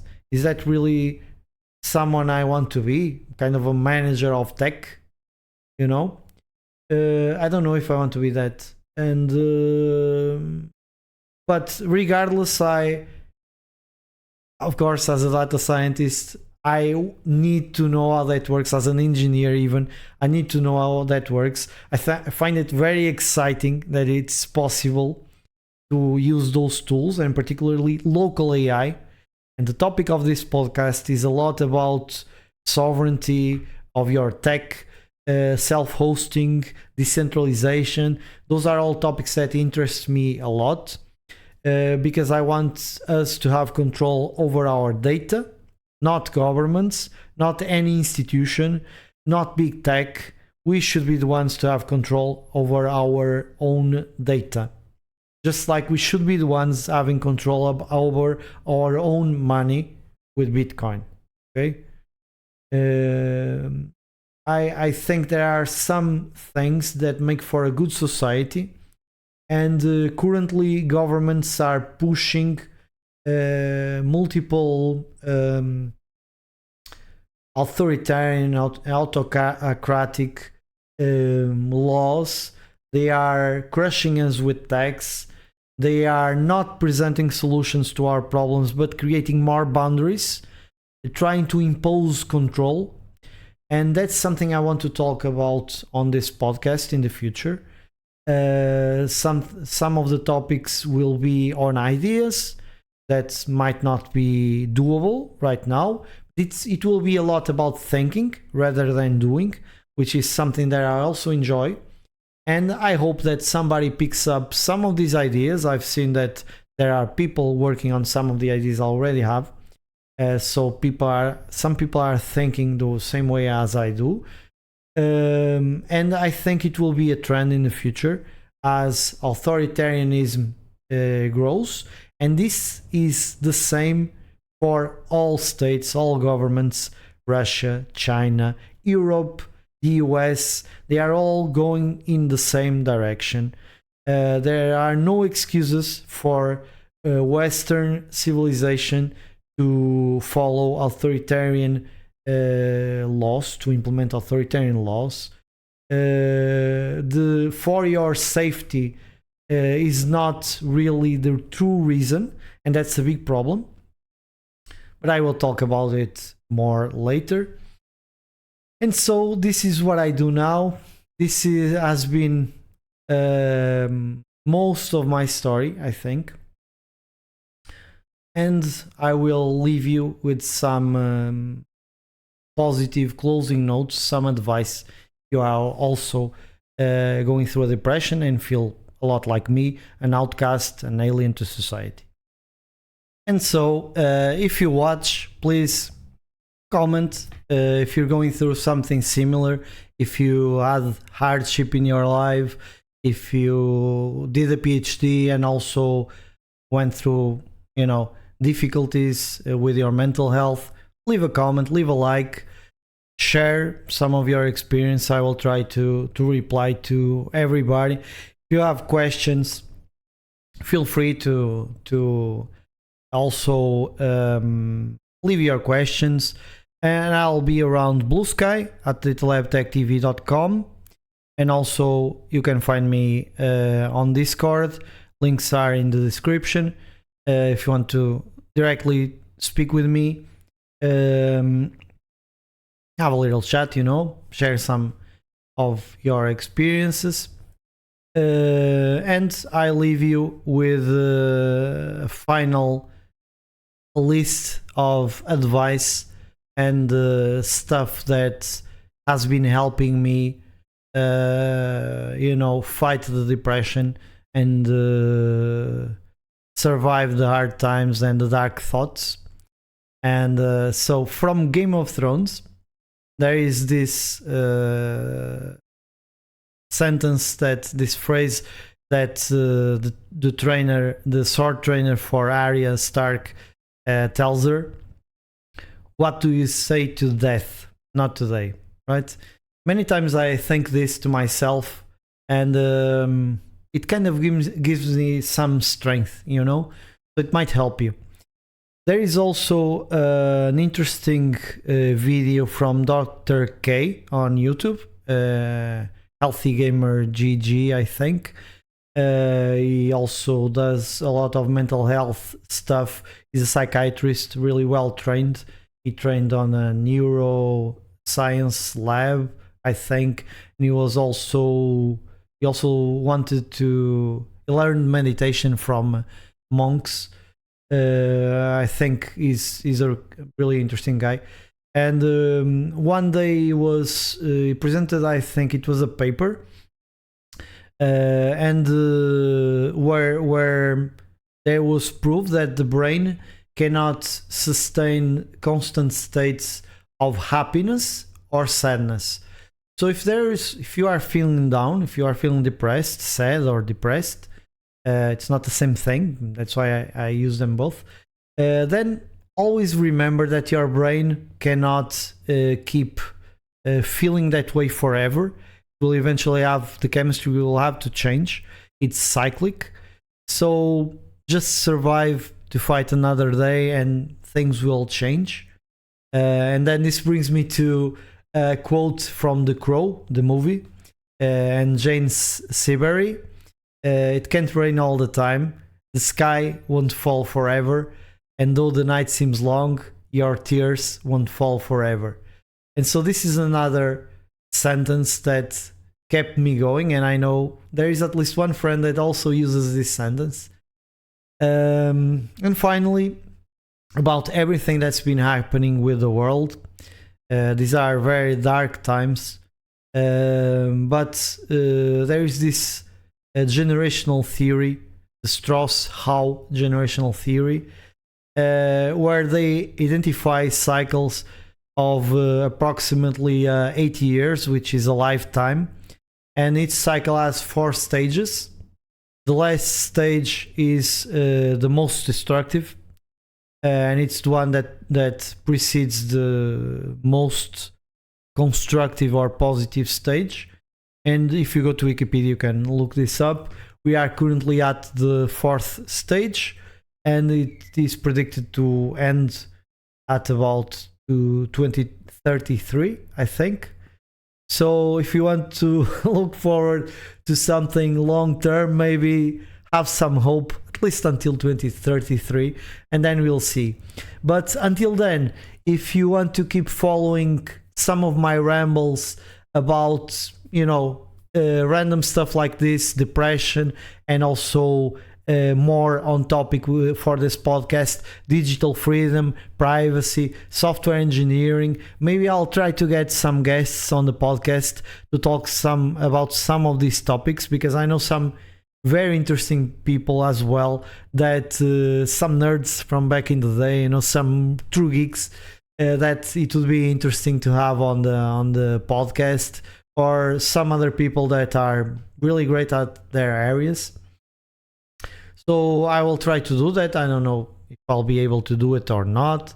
But you know, because I also struggle with depression, some days it's really hard to get to work on this. That's just the truth. But I am very organized. I keep notes. I have a process, and so I use this process to facilitate the work even when I'm a bit depressed.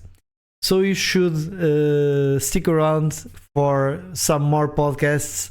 And until then, keep exploring systems, keep learning about data, keep learning about AI, and make sure you run those decentralized self-hosted services, and make sure you protect your data and privacy. Until next time, I'll see you. Don't you forget